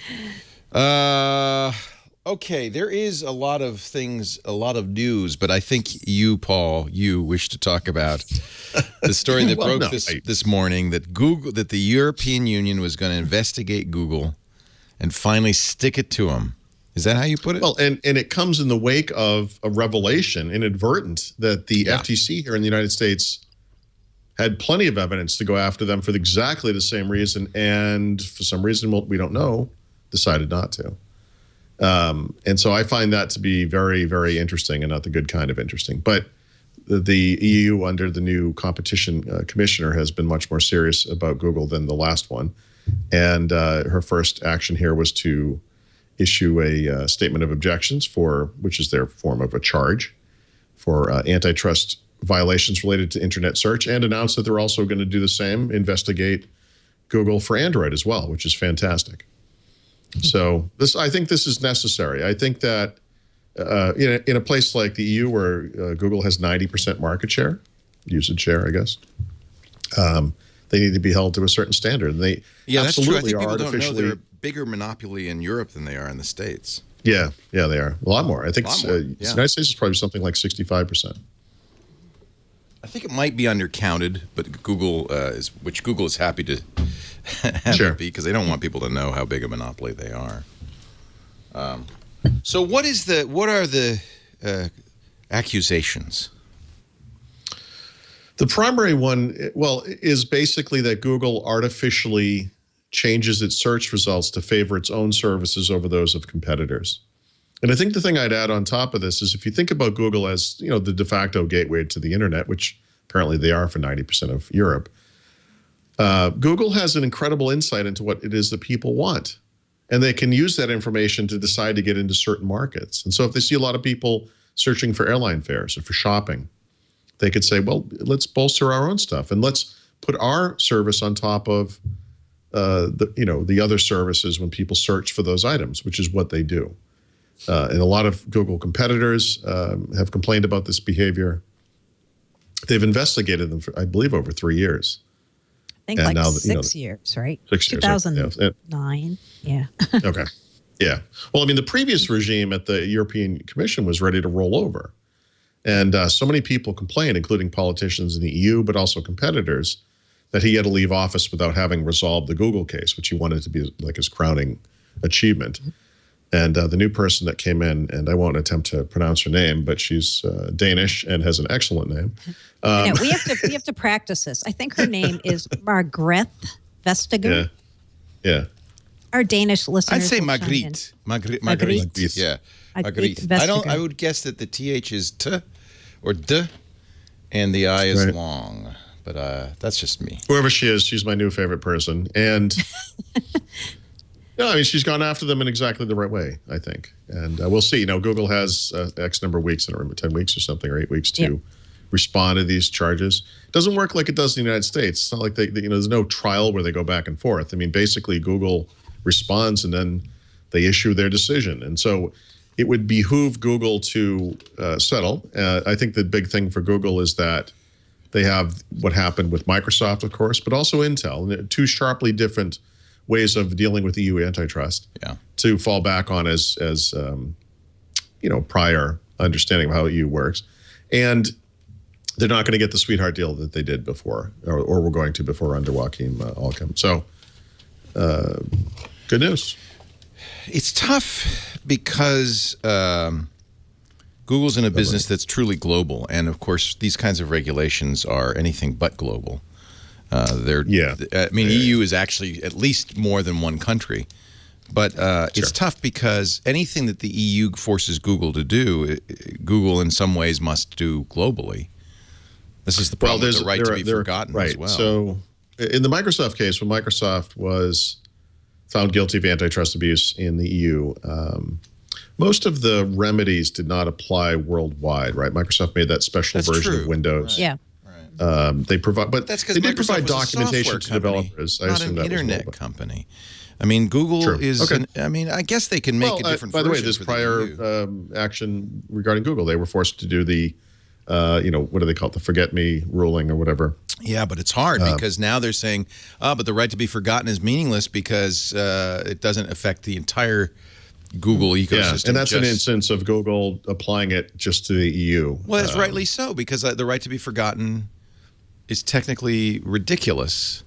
Okay. And shouldn't be applied to other countries where they have a little more enlightened point of view. Well, now, I don't, by the way, disagree with you. I don't disagree with you on the these most recent action because I've always said it's a shame Google has gotten into these side businesses because it muddies the water for search. In the U.S., it's their right to do so, but I don't actually mind that Google does these other things. What I mind is that the company presents itself as this robot. You know, it's a giant algorithm, and that everything we do is cold and mechanical and logical, when in fact it's just a company and it's just driving search toward its own services. And I think that stinks. I don't think there's a problem with Google getting into flight search or shopping search or whatever these other things are. Just I think the reflect the problem other is that they're services artificially ruining what should be truly organic search results. What if Google's response that, well, but if you look at these other companies like Yelp, the complaining companies and TripIt, their business is growing by leaps and bounds. How are we hurting By the way, that's true. But how much more would they have grown if Google wasn't stifling them? You know, and that's the central point. Google's business has also grown in leaps and bounds, and it's grown on the backs of these other companies who, by the way, they're scraping information from, they're artificially keeping down in search results. Right. Like the problem isn't that these companies are all out there and they're all competing. The problem is most of those companies rely on Google to get their customers in the first place. And so thanks for throwing us a bone, Google. But, you know, if they were just doing this truly organically, those companies probably would have grown a lot more. And by the way, what has been the greatest era yet so far in internet boom times? Yeah. So yes, they've grown, but they would have grown a lot more. Who wrote this article? You want the best mobile platform for Microsoft apps? Try iOS. Oh, it's under Thurrott.com. Yeah. Yeah, well, you know, as a long-running advocate of Apple's platforms, I thought I would just remind. No, you know, I just kind of look, if you just look at the world as it is today, and Microsoft's moving to this, you know, I almost said devices and services, you know, this mobile first, cloud first kind of thing. Where the most apps are from them is on iOS. Yep. And it's not just the most apps, it's the best apps, like the quality of them is better. Even when there were versions on Android, the Android versions are often in preview, whereas the ones on iOS are more full-featured and they're just kind of out there and they work right.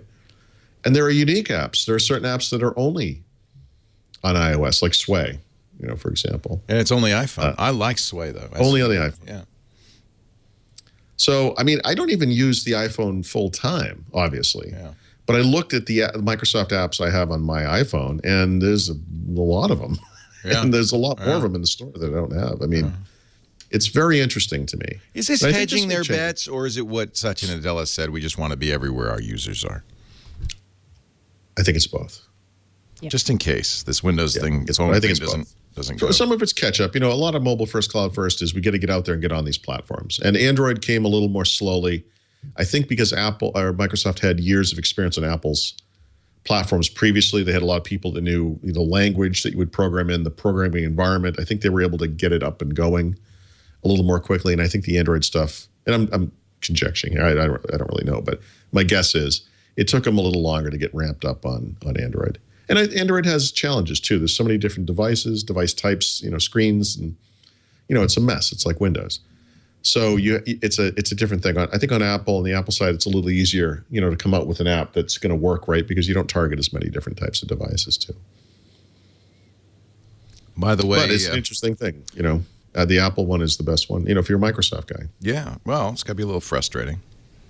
Or gal. Somebody said I was sexist today for referring to Microsoft guys. Guy or gal.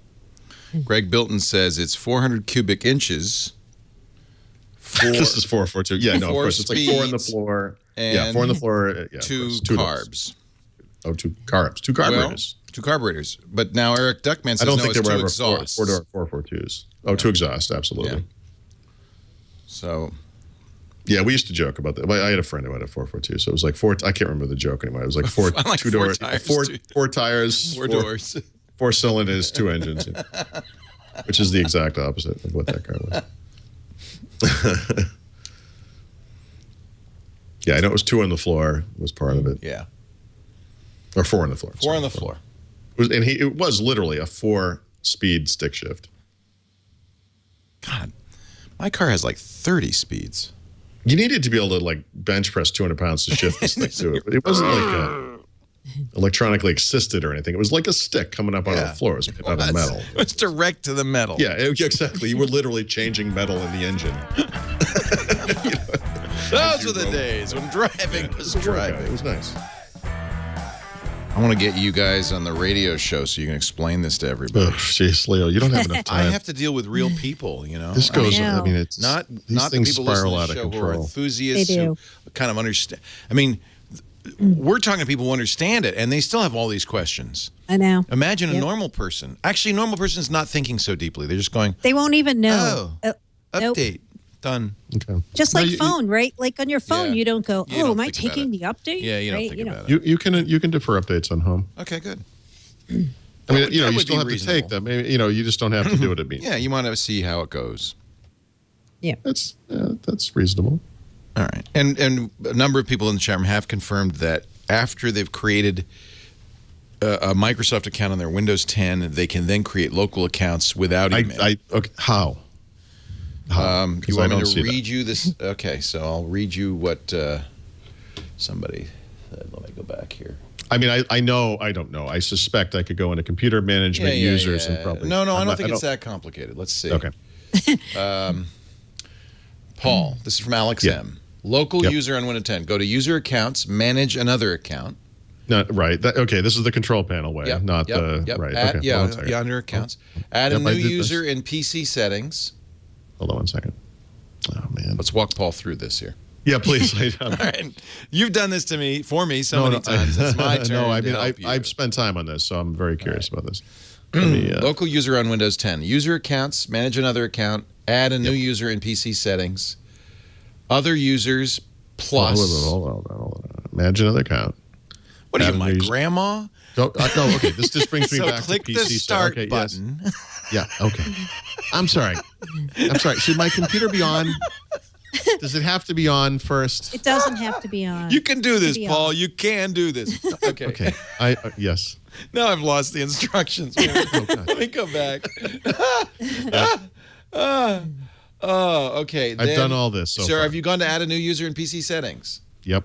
Have you gone to other users plus and then add someone else to this PC? Yep. On the bottom, the person I want to add doesn't have an email address. Correct. You have to have an email address. That's a Microsoft account. You're creating a Microsoft account. It says Windows, Office, Outlook.com, OneDrive, Skype, and Xbox. They're all better when you sign in with your Microsoft account. Oh, Mike. If you already have a Microsoft account, go back and sign in with that account. Oh, wait. It says that. Wait. It does say it. Okay. I'm sorry. There it is. There it is. You don't want to use it. You just. Man, they really make you look for it. Well, they don't want you to do it, obviously. All right. No, that's very good because this completely disrupted the user account chapter because I was like, you got to be kidding me. They got rid of this under this. Okay. Thank you. That solves things very nicely. Thank you. And you this say, works like, exactly the way it's supposed to. Cortana, create me a user account. Who found that? A number of people. Right. Okay. I'm gonna give credit. I can't reward all of you. Carmine. So choose one, and I will. Carmine, I think, was one of the first to do it. And then I mentioned, what was it, Jim? Is there some way to find out who this person is so I can send them something? Carmine, Paul wants to reward you. Actually, a lot of people in the chat room were trying this as we were talking about it. So, and then who was the other one I mentioned? This derailed my entire writing process. No, the good, other day. good. I'm glad we could help you. I'm glad we could solve this. If you folks are looking for some sort of a thing that's like meditation, except that it's the exact opposite, that it makes you insane. I Something to make recommend you anxious. writing a technical book. Oh yeah, Do that. yeah, Yeah. yeah. Your cat wonders why you yell at it all the time. The neighbors are concerned. Maybe somebody was murdered in the house. Oh. And I'm just yelling at my computer. Carmine, kind of stuff. are you ready? Carmine D at 360realtours.com. Wait, 360? 360, 300, because he does 360-degree real tours. Carmine, you get an unopened copy of Windows XP Pro. Carmine D Carmine D at 360realtours.com. Tours, yeah, .com. Okay, thank you. Yeah. I'll write him after the show. I can show you on the screen. Yep. Right there. And then a lot of others said it as well. But chat room, I think it was Carmine that said it first. Okay.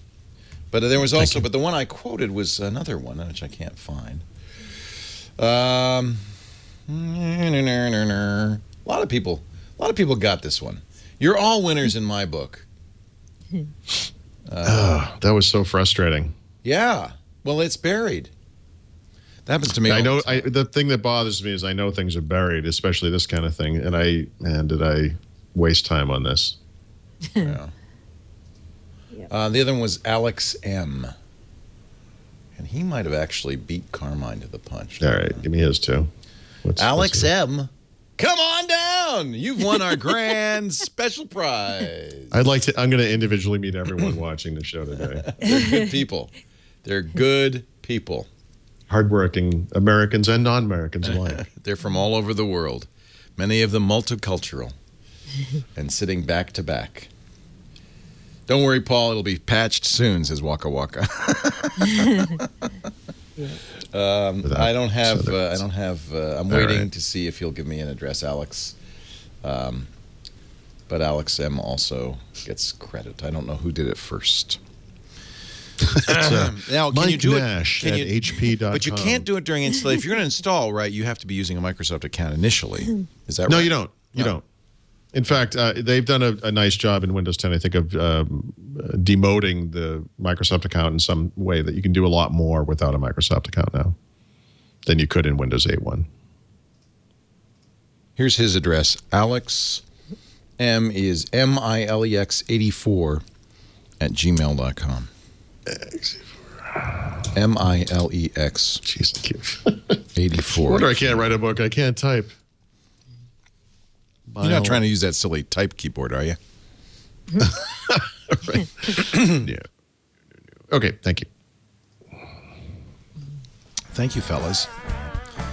Or ladies, or whoever. Appreciate your help. Paul appreciates your help. Break it down. Should we just go through it as they did? Yeah. In order? We should do their order. Okay. Yeah. And we should mention that Microsoft did stream it. You can watch the stream at Microsoft.com, but we also did our commentary. Mike Elgin and I got up early, West Coast time, and watched the whole thing. And boy, I was glad we were there.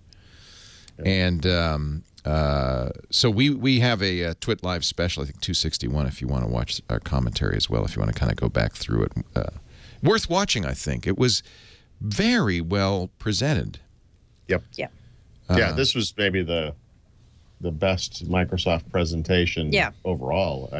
I thought so. Yeah. Possibly ever. Yeah. I mean, it's certainly in recent memory. Yeah. An hour and 50 minutes, but it moved along, and at no point did I feel like it was dragging. No.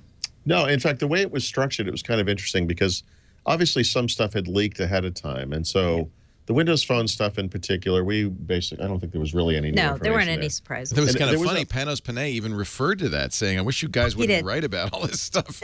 Oh, we have a great story to tell you about that for later, for the Surface. He told us an amazing story. Yeah. But right about the halfway point, I thought, it's too bad so much of this stuff leaked. There really isn't that much new information. And then that AC/DC song kind of kicked in and the place started thumping. And I was like, this is kind of cool. Yeah, it was a nice event. How big was it? I mean, that building itself, the old post office, is huge. It's huge. It was basically, well, it wasn't the whole inside, but it was a big chunk of it. Yeah, it was a skylight studio inside of there. So I bet there were like 200 press, maybe? Would you guess that? Yeah, maybe around more, maybe 200 to 300 press people. So it was all couches in the front and the back. They had some seating for the analysts and the Microsoft people who were there. I sat with Julie Larson Green. Yeah, we were in the front, and Julie Larson Green was sitting right in front of Paul, who's the chief experience officer, and we saw all the big guys. They were all there right in front of us, which is cool. Microsoft did what Apple always does. They seated the audience with employees so that there'd be applause, because otherwise, the journalists are not not done. No, actually, the people applauding were not Microsoft employees. They were journalists. But they were fans, right? So this is the first time I think they've done that. They brought Windows insiders in who were fans, and they had them sit in the audience. Cool. So yeah, that was cool. There was one moment there was kind of a little mini standing ovation. Yeah. And I thought, well, that's kind of interesting. Yeah. Like they just kind of leapt out of their chairs. That explains it. Okay. Because, I mean, journalists, if you just had journalists in an event like that, you would feel like, oh, this isn't going over. Right. Because they're busy. Yeah. They're busy trying to live blog. Although I was watching your Twitter feeds, it didn't look like you guys were able to get much. Well, so the one bad part about this event was the Wi-Fi. Yeah. Which died, and then it just kind of went. Yeah. That's all right. Yeah. That's all right. Yeah. All right. So, shall we go through one by one the announcements? First of all, and they said it several times, a big number. Oh, yeah. Was it 110 million? Is that the number you're 110 million activations of Windows 10. Right. Yeah. That was big. The last number we had before that was 75 million, which was end of August. So, yeah, they're still growing, right? Yeah. Yeah. And it means it's the most successful launch, I would say, of a Windows operating system ever, right? It's got to be. In terms of speed of pickup, I think so. Yeah. So at 110 million, they're arguably bigger than Mac right now.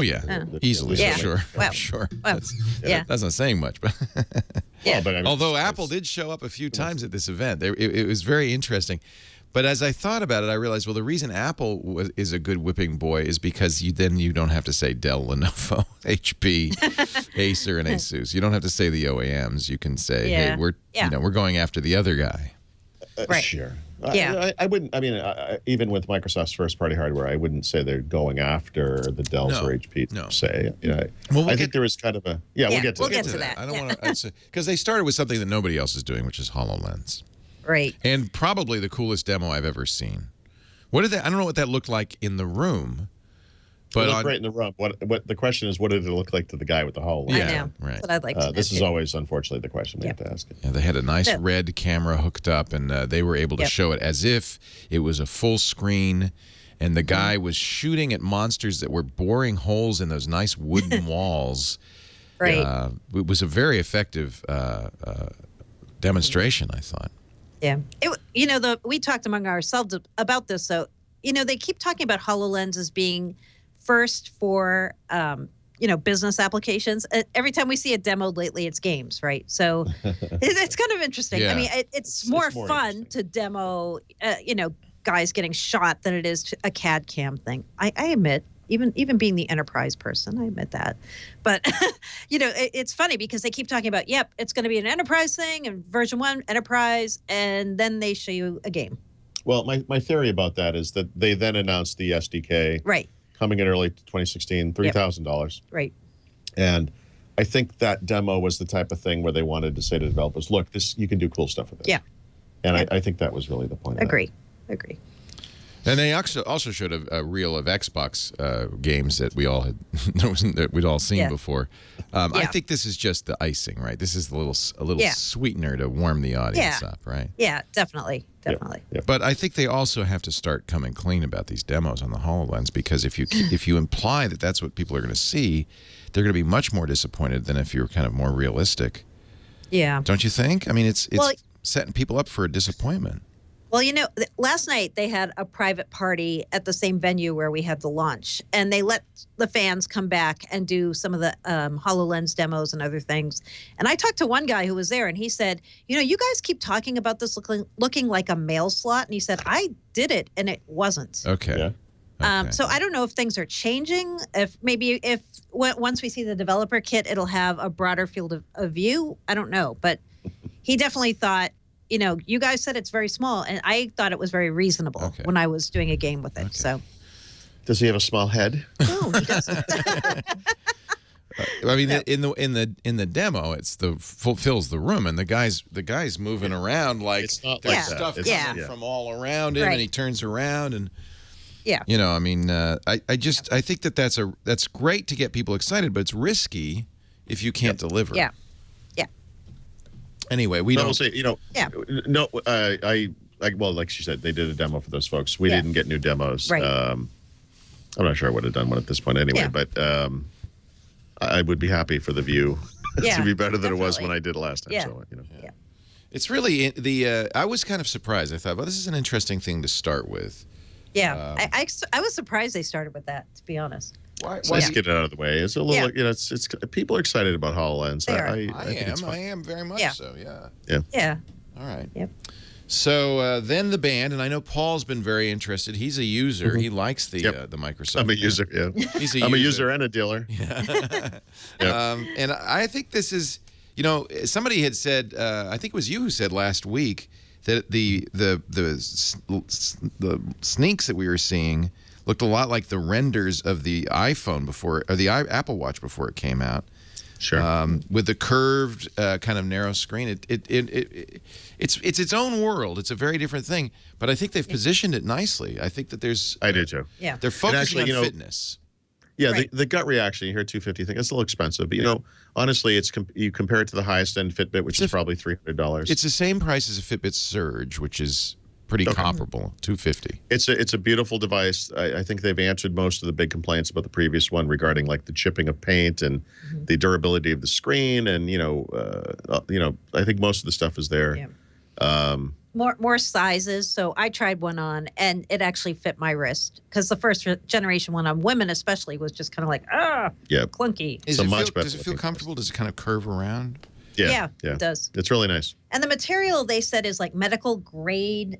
I don't know what kind of substance that's made out of the band itself, but it was actually fairly. It feels better on your skin. Yeah. You know, that kind of stuff. Yeah. Plus, you know, it has a barometer, and I think we were all looking forward to that. Did the other one have a GPS? The original have a GPS? Yeah. Okay, it did. Okay. Yeah. Actually, one of the coolest that's things big. about it is, you can go on a run or a walk or a bike ride or go on a golf course, whatever. And when you're done, you tell it you're done, and what you get is a map of that thing that you just did, and it's Right. literally a Bing map. It's really kind of cool. Yeah. The golf stuff was very intriguing too. That's a pretty important market. If you can get executives on the golf course wearing that thing. Yeah. Yep. You know, I honestly, I mean, Apple Watch and Android Wear do more at some extent. You know, there are third-party apps and all that kind of stuff. But as far as the basics go, and not just fitness stuff and time, obviously, and alarms and things like that, but also the basics like, Facebook and Twitter and messaging and phone calls, email, calendar, that kind of stuff. It's all there. Yeah. And I would say this is a very credible alternative now to the major wearable platforms, and the device itself is beautiful. Yeah. You know? Still not waterproof, we should point out, Yeah. because people have asked us that. It's not water resistant, right? Right. But not Yeah. waterproof. Yeah. We'll see. I sweat a lot. See what it And does. how well is it going to work with non-Windows phones? Is it the Perfect. same? It's Just the same. It's almost exactly the same. The only difference is some Cortana stuff is not available on iOS, and I think on Android, although that could be changing because Yeah. Android's getting Cortana. Now that it has Cortana, yeah. Right. Yeah, that's Yeah. about it. It's pretty much an incredible experience across all the phone types. Battery life? It's rated as exactly the same. They move the battery around. It's actually now kind of at the bottom part of your wrist, but it's 48 hours. That assumes you're not using GPS. Obviously, if you use GPS, you're going to want to charge the battery that day. Yeah. And you, of course, ordered one immediately, Paul. Sure. I want to try one. I didn't want Wow. to try the first generation, Wow, but Mary Jo, I'm wow. like, I'll let's take it a step further. I will be using this. I mean, there's no I doubt about might. it. I Yeah. might. I was intrigued. I feel Yeah. like by focusing on fitness and doing that perfectly, they have notifications. It's not that they don't have notifications. Yeah. But Oh, it's great. yeah. I feel like that kind of is a big. How does the VO2 stuff work? Did you ask about the VO2 max? How does that can't possibly. The oxygen and the blood thing. Oh, I don't know. Yeah, Yeah. I don't know. I'm sorry. I didn't really get into that. That's interesting. Yeah. Yeah, I don't know. No. Okay. We'll find out. As far as notification, but as far as Are you going notifications back? go, Why are you still in New York? Because there's more. Why are you still in No. New York? I like New York, Leah. What do you mean? I live here. Well, I don't feel like I have to explain myself. He actually wants to go to Rattle and Hum one more time. Yeah. Oh, that's right. You had a meetup yesterday. How'd that go? He did. Yeah, it was good. Very Fun. Yeah. Yep. We had some good surprise guests show Yep, up. yep. Panos Panay himself came to the meetup. Yeah, French show. What? Now, he was a little amped up at the event, and I thought maybe a little too many Red Bulls. I saw Lance Ulanoff's interview with him. He said he was kind of down. And I thought, I wonder if he crashed. How was he at the event? Okay, so I think that there are two point of views maybe on Panos, right? Some people love his style, and some people don't, you know? And I'm coming around to the notion that this guy is the right steward for this stuff, is the right person to present it to the world. I felt that he mentioned the competition in ways that were not overtly silly. Like, you know, Tim Cook, who everyone loves, gentleman and everything, still has a way of saying stupid stuff like nobody wants to buy a toaster or refrigerator. You know, he still does that kind of Steve Jobs baloney. Yeah. No, Panos is a lovable, fun. I like his energy. That doesn't bother me. What he reminds me of, and this is kind of a goofy comparison in a way, is Stephen Elop. And what I mean by that is he knows everything about this product. Yeah. You can tell he cares. He really cares about it. He's the guy pushing the perfectionism that's in there, the quality of it, you know, that kind of stuff. Yeah. There is an interesting distinction, and you can go back and watch it and really see it. The Lumia stuff, which he kind of inherited when he got into his recent position, he's not as up on, you know? Yeah. When you move to Surface, all of a sudden he's a font of information. About it. And I think it's going to be interesting to see how that evolves over the next couple of years because, you know, now he's doing Lumia as well. And all the hardware, of course. So I really think he's there for a reason, right? I mean, he clearly has made he's in many ways one of the last survivors of that Sinofsky era stuff. And I think the reason he's there is because the people, Satya Nadella primarily probably, has really seen the value in him being the guy to do their hardware. I mean, so it's kind of incredible. Yeah, I think after he does a presentation, because he gets so amped up to do it, he does crash. Like a sugar crash. Yeah, because I asked for him yesterday after the thing was over, and they said he's recovering in the other room. Yeah. Like he has to have some downtime, right? And decompress. It's a big. He gives it everything. It is a big deal for him. Yeah. Okay. Well, I'll just say, as somebody who's done a lot of presentations, it's just one word, Panos. Pace yourself. Just. He does. Yeah, he has a very interesting style. You know, he has. It's almost like he's confronting you a little bit. He'll say, "It's a little aggressive." Why would we do this? No, why would we do this? Why? Why? You know? Why? But you know, it is a little. It's infectious. His enthusiasm is genuine. He's clearly the right guy for it. Yeah. Let's talk about the City Man and the Talk Man. We now know 950 and 950 XL. Was there anything that we didn't know? Right. So that's the interesting bit, right? Yeah. Was there? No. And and that's what I mean. Thank you very much. Now let's move on. No. Go ahead. Well, right. So you get through it. Well, you know, they announced the the Continuum dock, the Microsoft Display dock, whatever they're calling it. Yeah. We knew all about that, and but we didn't really know about like what that would look like. No, we had. Right? Did we? Yeah, Brad and I had pictures. You guys did? Okay. I don't know if we ever posted it. We had them. But I didn't realize it would have all those different ports. Yeah. It's exactly as expected.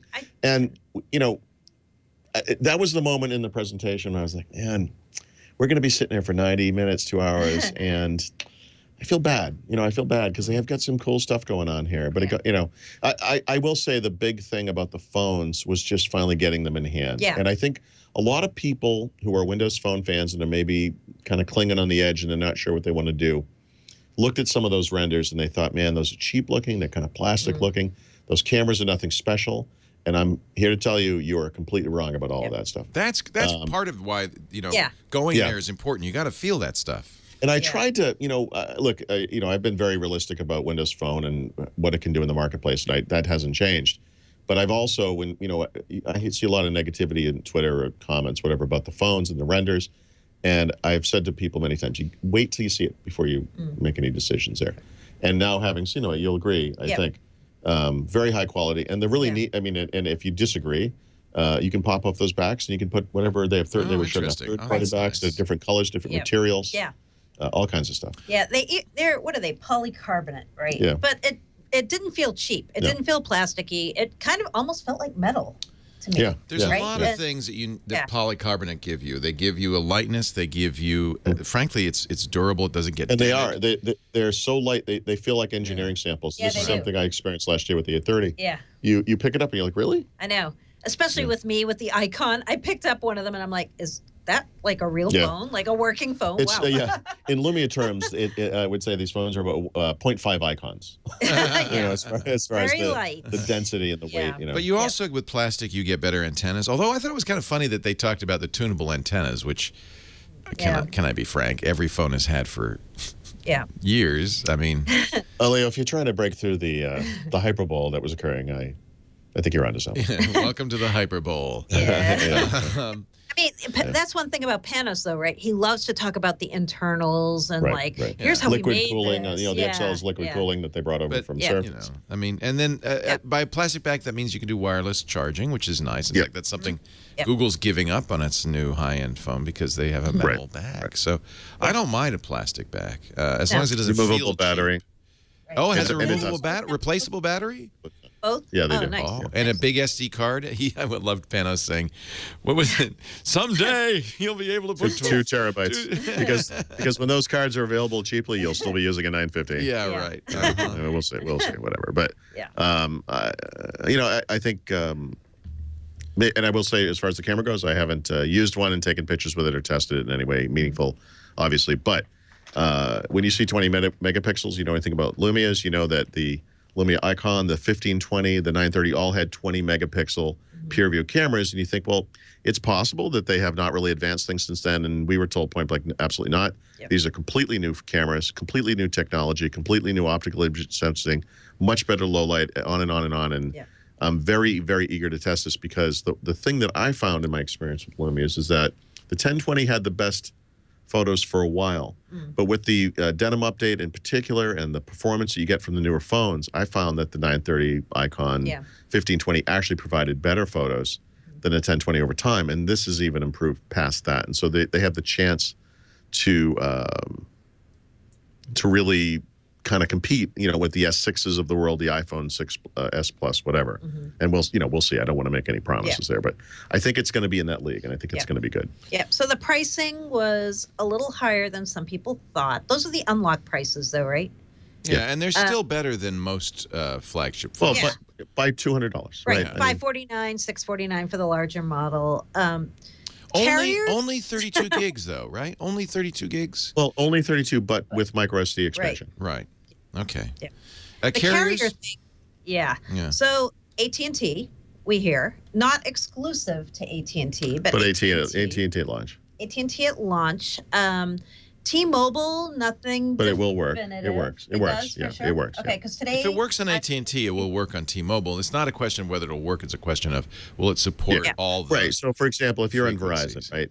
I don't know this for a fact, but it's possible that it would support 1 or 2 bands of Verizon LTE.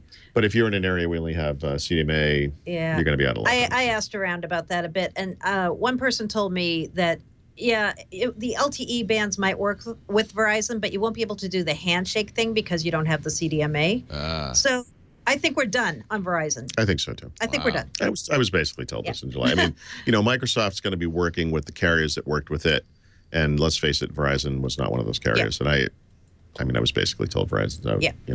Wow. Yeah. One person said to me, "Hey, it's going to be a great Wi-Fi phone for you."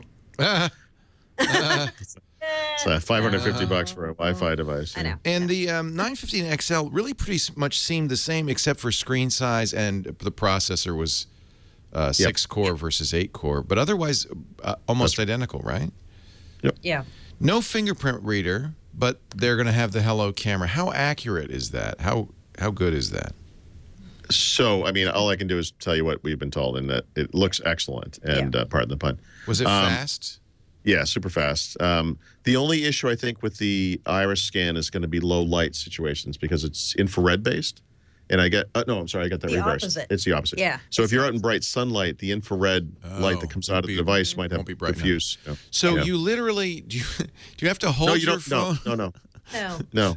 It's you can hold it like a regular. It's not a distance. retina scanner. You hold it out normally. Just put it in front of you. Yeah. It's an So it works iris, a lot. but it is looking at your eyes. Yeah. Yeah. It works a lot like Windows Hello does on a PC, but that is facial recognition. Right. And I don't mean technically it works the same. I mean it's the same type of speed, the same type of distance. Yeah. Okay. Well, that's really interesting. You know, I do feel like, you know, I'm not buying a phone that doesn't have fingerprint, but if this is as reliable, as secure as fingerprint, that's fine. But I think now with payment systems and so forth, if you don't have, I want a secure phone, and I don't want to have to enter in a long password. So this sounds good. Yeah. Yep. Yeah. Yep. All right. What are some other features? We got the PureView. I'd like to see the PureView brand back because I think that's such an important part of the PureView. Yeah. I think the two big differentiators on Lumia for now, for this generation, are going to be Windows Hello, which is actually maybe not a huge differentiator, but a differentiator, and then Continuum, which is arguably a huge differentiator. And Continuum lets you, in this case, it's a wired dock. Yeah.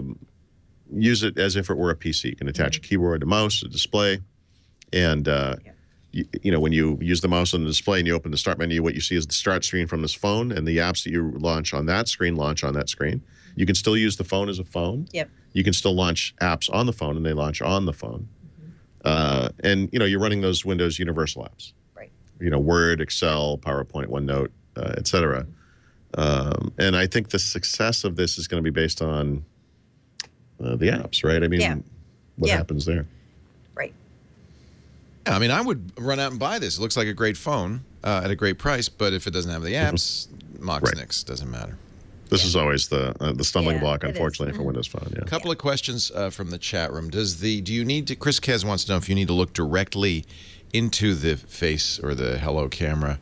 In other words, he says, if it's on my dashboard, can I kind of look at it and will that work?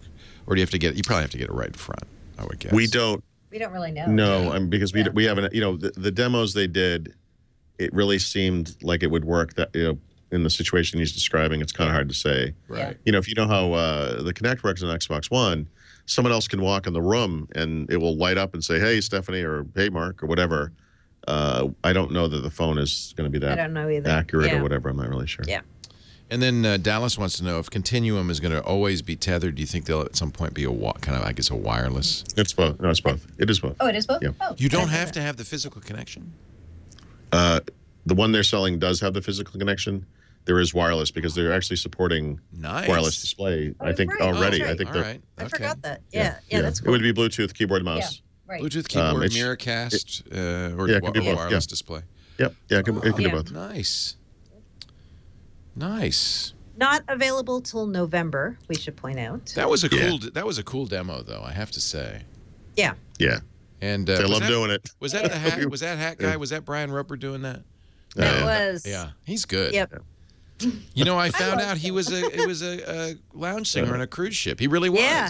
He really was. Yeah. You know, Sergeant Angel Batista needs to be down in Miami solving crimes, as far as I'm concerned. But He's awesome. yeah, okay. Yeah, you know, between him and Panos, they've got a couple of showmen. They have some characters. Yeah, and I think that's, you know, it's there's all this stuff is very important for a company. It is almost, you know, this is a company's best foot forward, and in a way, it says we're fun. I think it's why they started with HoloLens and Xbox. Because I always think of Microsoft as an enterprise company, as a business tools. Yeah. And this really seemed more about, hey, we want to be everywhere. You know what it is? It's really not about the difference between consumers and business users per se. It's this notion that people, and by the way, we should give Apple a little credit for this. I mean, they have established this sense of design and quality that people want for themselves no matter what they're using the product for. Yeah. And that it shouldn't, you don't have to worry about, am I going to use it at home to, browse the web? Am I going to use it at work for, Excel or whatever? Yeah. People really care about these devices. It's a reflection on their own tastes and the things that they care about. And I think the stuff that they announced across the board really speaks to that. I mean, I think that's the one consistent thing. Yeah, I agree. Yeah. I love it that they put the Type-C connector on there, and they're using it all, the bandwidth, the power. I mean, that's great. Yep. I hope they lead the way with that. That just has to be everywhere. Yeah. Soon. Well, except on Surface, apparently. But yeah. Well, now we understand, and we'll get to that. But now we understand why they didn't abandon those pogo pins. That connector turns out to be. They had larger plans for that. A little more versatile than we knew. Yeah. All right. Well, let's go to the Surface Pro 4. This was another thing we pretty much thought they were going to announce.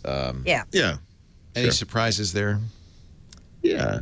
Little ones. I mean, well, you probably remember right before the event, people were speculating it was going to have that smart frame thing, which was the bezel that could change in size. Some people were thinking that would happen. That did not happen. No. Instead, it got the thinner bezel. Slightly all the way smaller around. bezel. Yeah. Giving it a 0.3-inch bigger screen without a bigger form factor.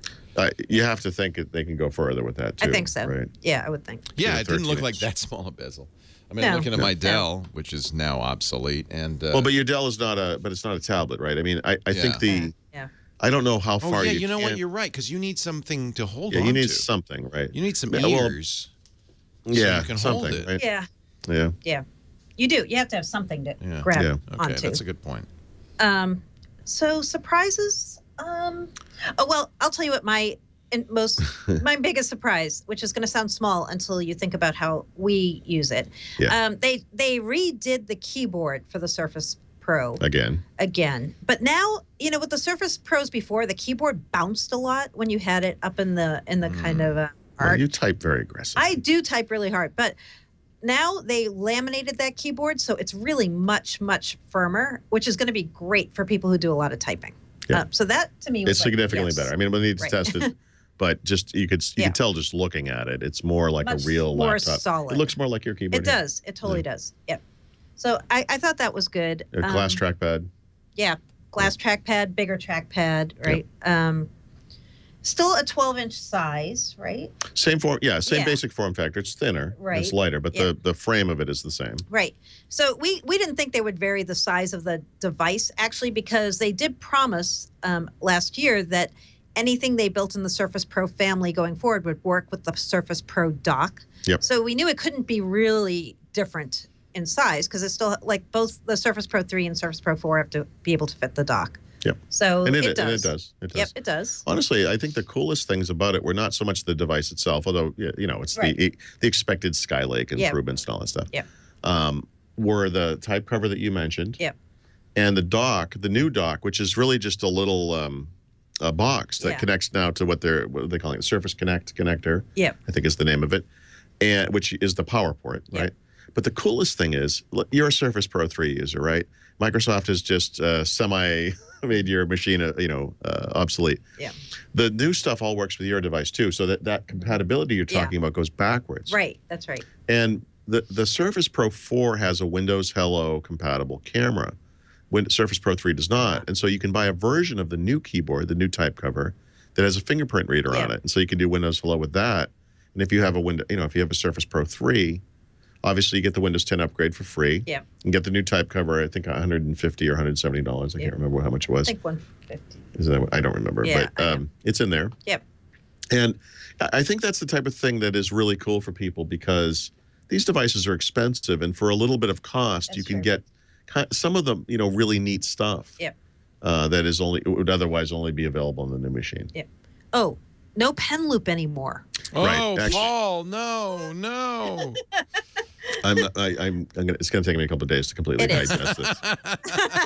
I tried to get a statement from Microsoft about compatibility with pen loop, the new pen, and whether it would make sense for me to go to the local Microsoft store and maybe stock up on pen loops in case they're going away. You might get overstock, just get a giant box of them.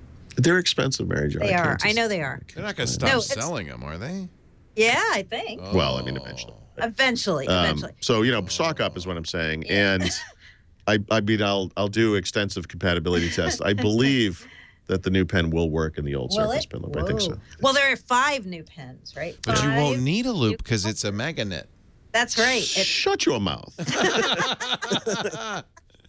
Yeah, it just kind of stays along the side. Is it a strong magnet? Because I'm really nervous about it. By the way, it is the force of a sun. I Are mean, you kidding? Did you see how strong I it did. was? I couldn't. I just had it kept falling off. Oh, I brought it to within an inch, and it sucked right onto the side of it. It was. Well, I couldn't it has believe. one side is flat, right? It You almost have to make seems. sure the flat side. It almost seems dangerously strong to me. Oh, really? Yeah. Good. Yeah. No, I want it that way. Just don't I swallow do. your Surface Pro Like 4. those You'll be all science right. fiction movies where there's a giant magnet and everything goes flying toward it really fast. It was like that. It was. Wow. Okay. Yeah. Yeah, and there's 5 colors of pens. There's different tips for the pens. That's really cool. Yeah. So if you're an artist, obviously, you can have like a felt pen tip. Mhm. or- That seems great. That does seem great. Yeah. And actually, they've gone back to the way tablet PCs used to be. When you flip the pen around, get the tip, the eraser tip is love an that. eraser, which is what it love should have always been. And that's a That little knock on Apple also, because their was. pencil doesn't have an eraser. Right. And our pen does. Suck it up. So does it stick anywhere, or does it stick? The magnet only work in a certain part of it? Because I'm looking at a picture here. Yeah. It goes up it looks like here where the I screen. thought it was the two sides. Yeah, the 2 sides, I think. Like not the top. I'm not really sure. Well, see, here's this picture. See, it looks like it's No, sticking. look at that. Well, no, it also has No, that. that- yeah. what do you Oh, that's call the that clip. sort of pen? That's just a Clip. clip. There's a Oh, clip okay. still. All right. Yeah, on the Yeah, pen. you could do that today with Surface Yeah. Pro 3 if you wanted to. I was Yeah. so But you wouldn't.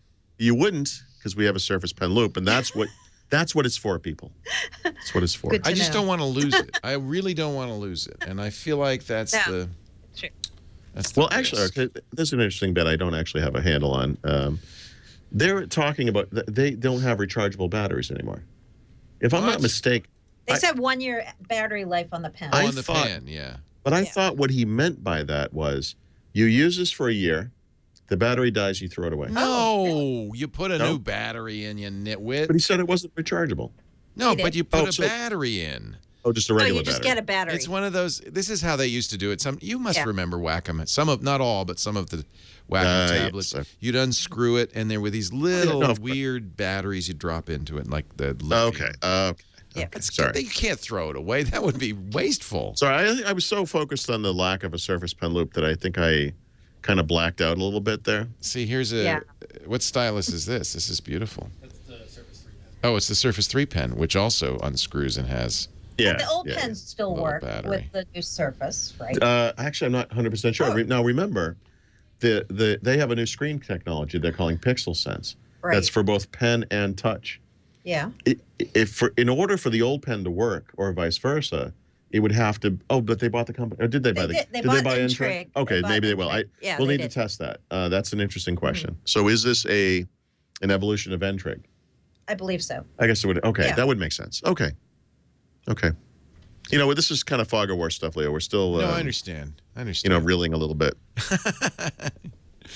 Yeah, Donald Rumsfeld's on his way to help you out. Yeah. You know, stuff happens. There's That's things all we I'm know, there's things we don't know, and there's things we don't know that we know. saying. You know, democracy is messy. It's messy. It's messy. Wow, wow, wow. I was, it's funny. You really see why Apple tries to keep everything secret, because when stuff leaks out, it takes the steam out of announcements like that. That's for sure. And I love it that Panos Panay said, in tongue-in-cheek, but he said, would you guys stop doing that? He acknowledged it, which, by the way, no one ever does. I think that was really cool. That shows him to be a genuine, authentic person. John forgot to take the tea bag out. So, can you put some cream in that coffee? Or whatever that is?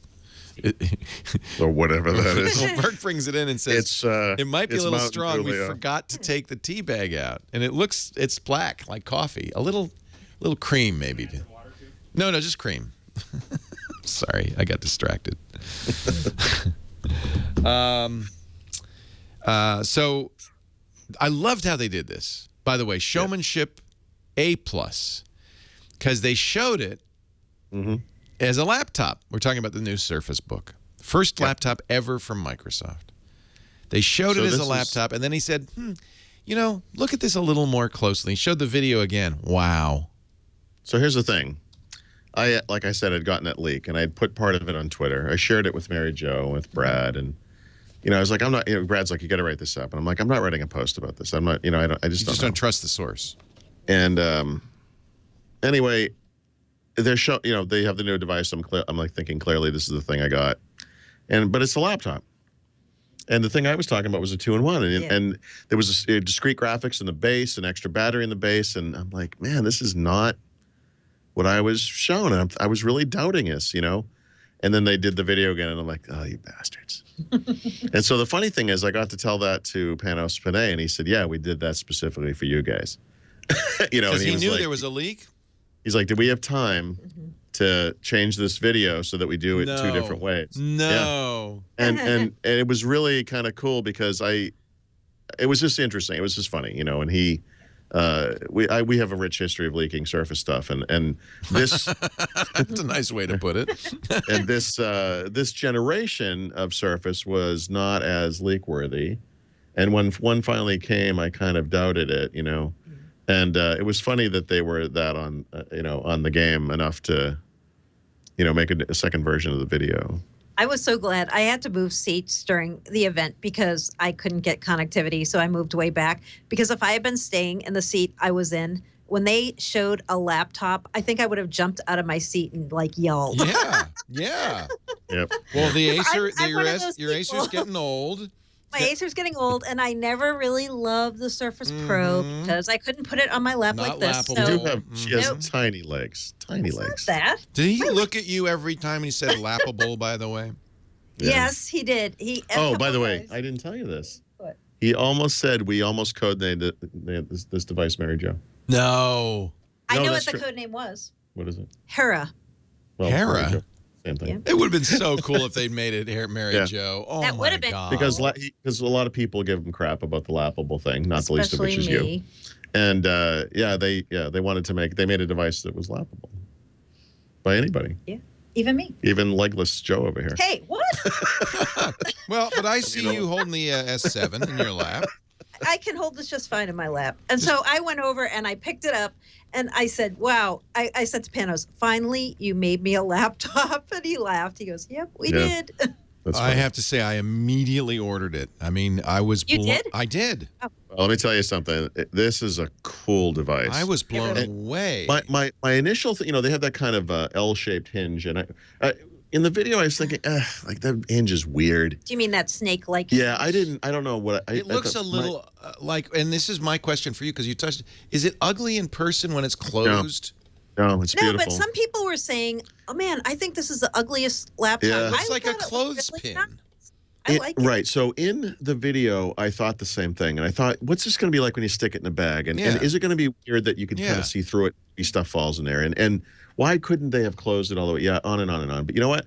You use it, and you touch it, and you look at it, and you think, this is actually really neat. It is. Why do that, though? Why the articulated hinge? I mean, is that just for show? I know the answer. So go ahead. You go. I know the answer. Okay. So if you did not have that kind of a hinge, if you just open the laptop because it's got some weight in the top, some in the bottom, the thing would just tip over. Yeah. So, well, yours actually doesn't go back that far either. No. So, but if you could open this further, Right. and remember the guts of the thing are in the top. Yes. There's more battery in the bottom, and there's ports in the bottom. But the processor, some battery, some graphics, the RAM, all that stuff, the storage is all in the top, and that it can be heavy, comparatively. So you have to have a sort of balance, right, and weight between the top and the bottom. And so when you open it, it kind of is like opening in slow motion almost. So it's changing your footprint as you're opening it. Oh, that's to interesting. keep it more stable. So you're not going to. And that's especially true for a touch screen because if you're just typing, maybe you can keep the laptop stable. But as soon as you touch it, it goes flopping over. So this is really important. Yeah, it's the reason that not the reason, but a reason that the existing Surface devices today have had a kickstand. You need something to prop it in the back. Right. And in this case, they're just using the natural balance of the device. And yeah, I mean, if you sit there with you can't see. I don't know why I'm doing this. When you if you were to tap the top of it, like this, it moves a little bit. Yeah. It's kind of like that. It doesn't, just flop over. There's some 2-in-1s I've had. There's a little give. Yeah, to it. you can touch it. It just falls over. Yeah. It can't go all the way down. Neither can this laptop. Right. But what you can do is flip the screen around. Yeah, actually it doesn't. I didn't want to bend your thing. With the that's a feature that Acer sells on that S7 on. Is that I don't know why you would want it like that. I don't know what that does. I can tell you why. I can show you why. But actually, lay it flat now and stand it up on your lap now, so it's facing you. That's what you can do on a plane when the person in front of you puts the seat over. And if you just want to use it to watch a movie. Really? Yeah, it works great. Really? Yeah. Okay. Or you can use it as a whiteboard. I never understood why they wanted to lie that flat, but you can. No, the new one you can't push all the way If down. if the screen flipped around, like it went upside down. No, I mean if like the picture flipped around, then you could say like that's a show me mode. Well, I'm sorry to keep grabbing this thing out of your hand, but if you were to take this device and flip the screen all the way around, turn it upside down, the keyboard's on the bottom now. And so on the Surface Book, you take the screen off, flip it around. The keyboard's always on the top. It's never on the bottom. I really hate convertibles where the keyboard's on the bottom. It's like, come on. A lot of people do. It's terrible. So this doesn't do that. No. Oh man, there's so many reasons. Is the screen as beautiful as it looks? I mean, it's 3,000 by 2,000. It's awesome. It's 3 by 2, and the way they describe it is it's the width of a 13-inch laptop, but it's the height of a 14-inch laptop. And so it's kind of a weird size. It's sort of rated at 13.5 inches, but it maintains that 3 by 2 Surface Pro. I have one other laptop like that. It's the Chromebook Pixel. Right. And it's at first weird, and then you come to love it. And then especially if you're working with pages. A page, it's as he said, an A4 page. Makes a lot of sense. Yep. 3.2 is fine with me. The resolution is stunning. Yeah, I think the specs are all high end. I mean, they are.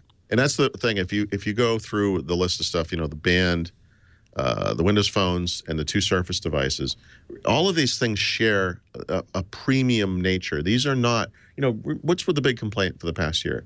Microsoft puts out one garbage phone after another. It's all this low end stuff. They're barely differentiated from each other. This stuff is not that. It's all very high end premium stuff. And they're very clear that this is, they know they're not going to outsell the Dells, the HPs, even the Apples of the world. That's not the point. It's to have a business that is aspirational, that does earn a profit, right?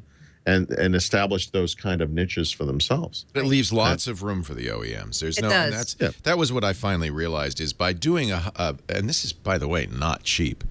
By doing a high you could spend $2,700 if you get the top of the line i7. I ended up spending. I wanted an i7. I couldn't. I assume you wanted discrete graphics, right? Yeah, and I couldn't bring myself to spend $2,700 for a 512 gig and 16 gigs of RAM. So I bought the next one down.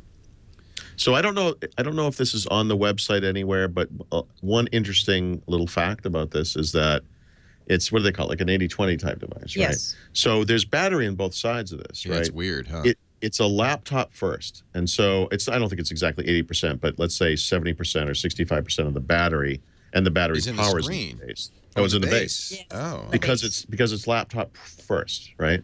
So I think with the if you detach the tablet by itself it's probably only gets got 4 hours. They said 4 hours. Yeah, by 4 itself. hours. That's not a lot of time. And then the rest of the 12, the 8, is in the base. So I guess it would be 65/35, essentially.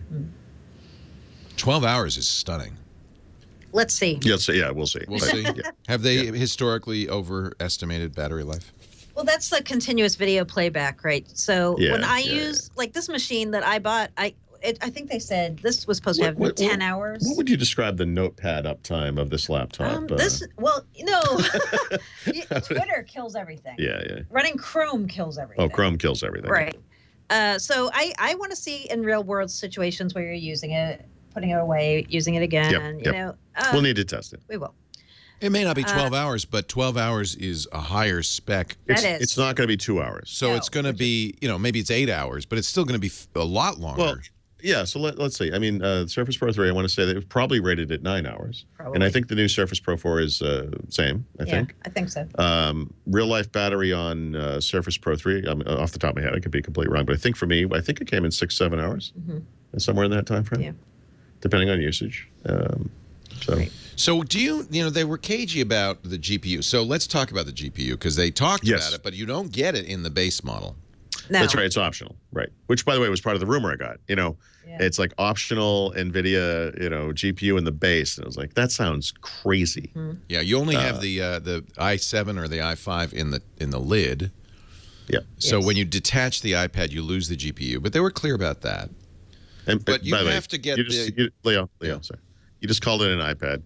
And secondly, did I? Yes.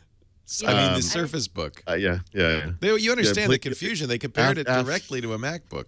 Leo, after the show, I'm going to have to ask you to do 3 Hail Marys and 2 Our Fathers. Okay, I will. But the other thing Forgive me, Paulie, for I have sinned. The other thing that's interesting about it is this is a power user device. There's no i3. There's no M3. Right. We skipped this, by the way. I should mention. Starts at the i5. The Surface Pro 4 comes in a Core M3 processor, which is the low-end version. By the way, that's fanless. And so it's only 4 gigs of RAM, 128 gigs of storage, I believe. But there is I think the $899 model on the Surface Pro 4. That's okay with me. You know, I have the MacBook, which is at Core M. It's not horrible. I know a lot of people have been asking for a fanless Surface Pro. That's the way to do it.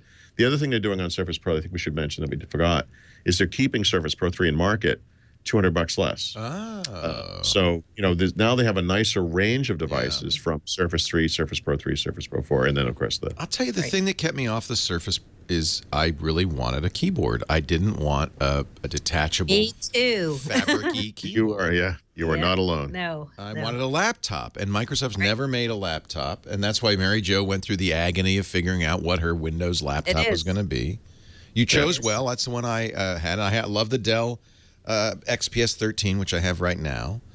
But, oh, sweet miss. I feel like if you're going to do, as Microsoft's done, they put a lot of effort into making a touch operating system. Something Apple's not going to ever do. OS X will not have touch, I'm convinced. Yeah. If you're going to do that, then you really need to make a laptop with touch. And the Dell does that. And by the way, touch does add to the cost. Leo, when they played the second version of the video, where the screen detached from the base, did you lose it a little bit? I did. I did because thank you, I was right. No, I shouldn't say I was right. I got the right. My source was correct. But it was funny because till that moment I was totally doubting myself. In fact, when he said we're going to play the video, pay attention this time, I literally thought not, oh good, now they're going to show us the real thing. I thought, man, you're really milking this thing. You're going to show the same video again. I know, I did too. I had that weird. I was actually, I was actually a little upset, And when that screen popped off, I was just like, thank you, So and by nice. the way, I mean this memory wire. What a smart idea. Electrically activated, so the keyboard has a button. Yep. Oh, right. Yeah. That is electric. It's not a physical button. It's an electronic button that releases. Yeah, it's like a motor. It's a motor of some kind. And the click is fake. Yeah. Yeah, it's like the engine sound in a Miata. It's like generated by a computer. Right. The click is fake, but that makes sense. Because you want. When you detach it, you also have this software prompt that comes up if you're running an application that's going to need to close or save. It's a little prompt that comes up in the corner. It says, hey, you're about to take the top off this thing. Are you ready? Which is great. They call it Bourbon Street mode. Because you're about to take your top off. Oh, my God. Wow. It's been a long day. He went there. Yeah, he did. Okay. So if a couple of people have asked me about the NVIDIA processor in this thing because it doesn't have anywhere. Yeah. So it's a custom NVIDIA chip that Microsoft worked with them on and had them make. That's part of the Maxwell line, but it's not any off-the-shelf NVIDIA product. It's something that they built custom for Microsoft. Can you give an equivalency? I mean, is it a 970 or what is it? I don't know.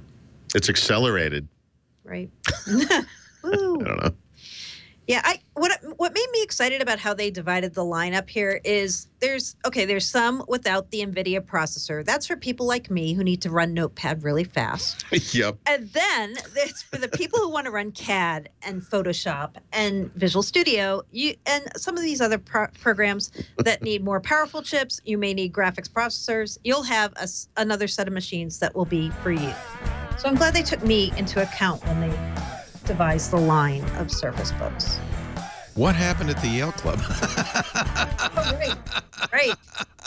I saw your pictures, so you did get in, right? Oh, yes. No problems at all. Okay. In fact, let me tell you, it's a little network going on there. You walk in the door and you belong there. No one's asking for ID or whatever. I know. I love that. Isn't that awesome? When you're in, you're in. It's your club. It's your club in the city. Yeah. Yeah.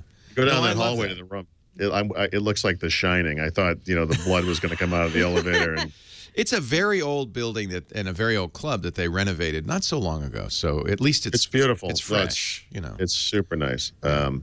So the the funny thing is, and I slept like the dead last night, partially because I was literally dead, and partially because it was very quiet and comfortable and nice. And you like that bulldog bolster too, I see. Yes.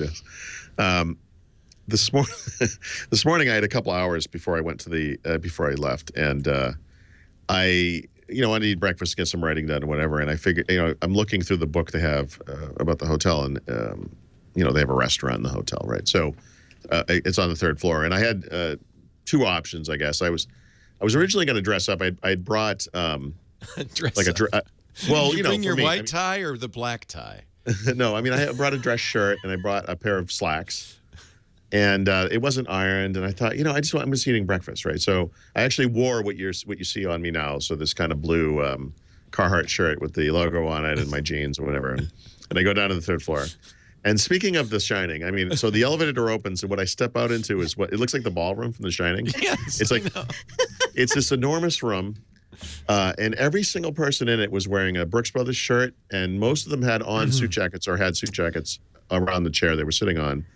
And I swear, like, every person in the place stopped talking. Oh, Lord. Stopped eating. Oh, Lord.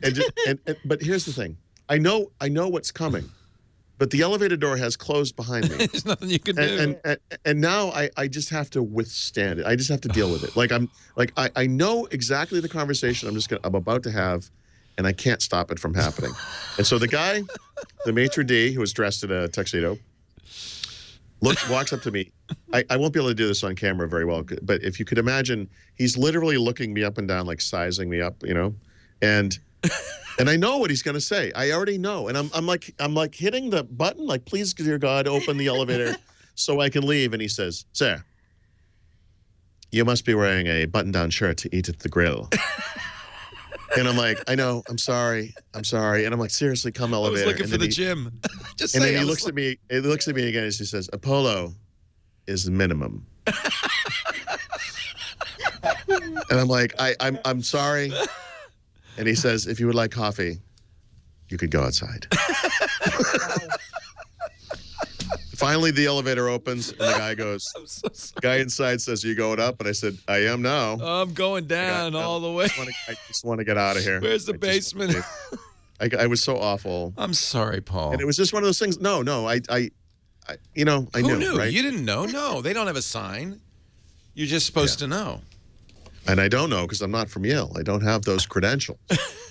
I should have informed you ahead of time. Yeah.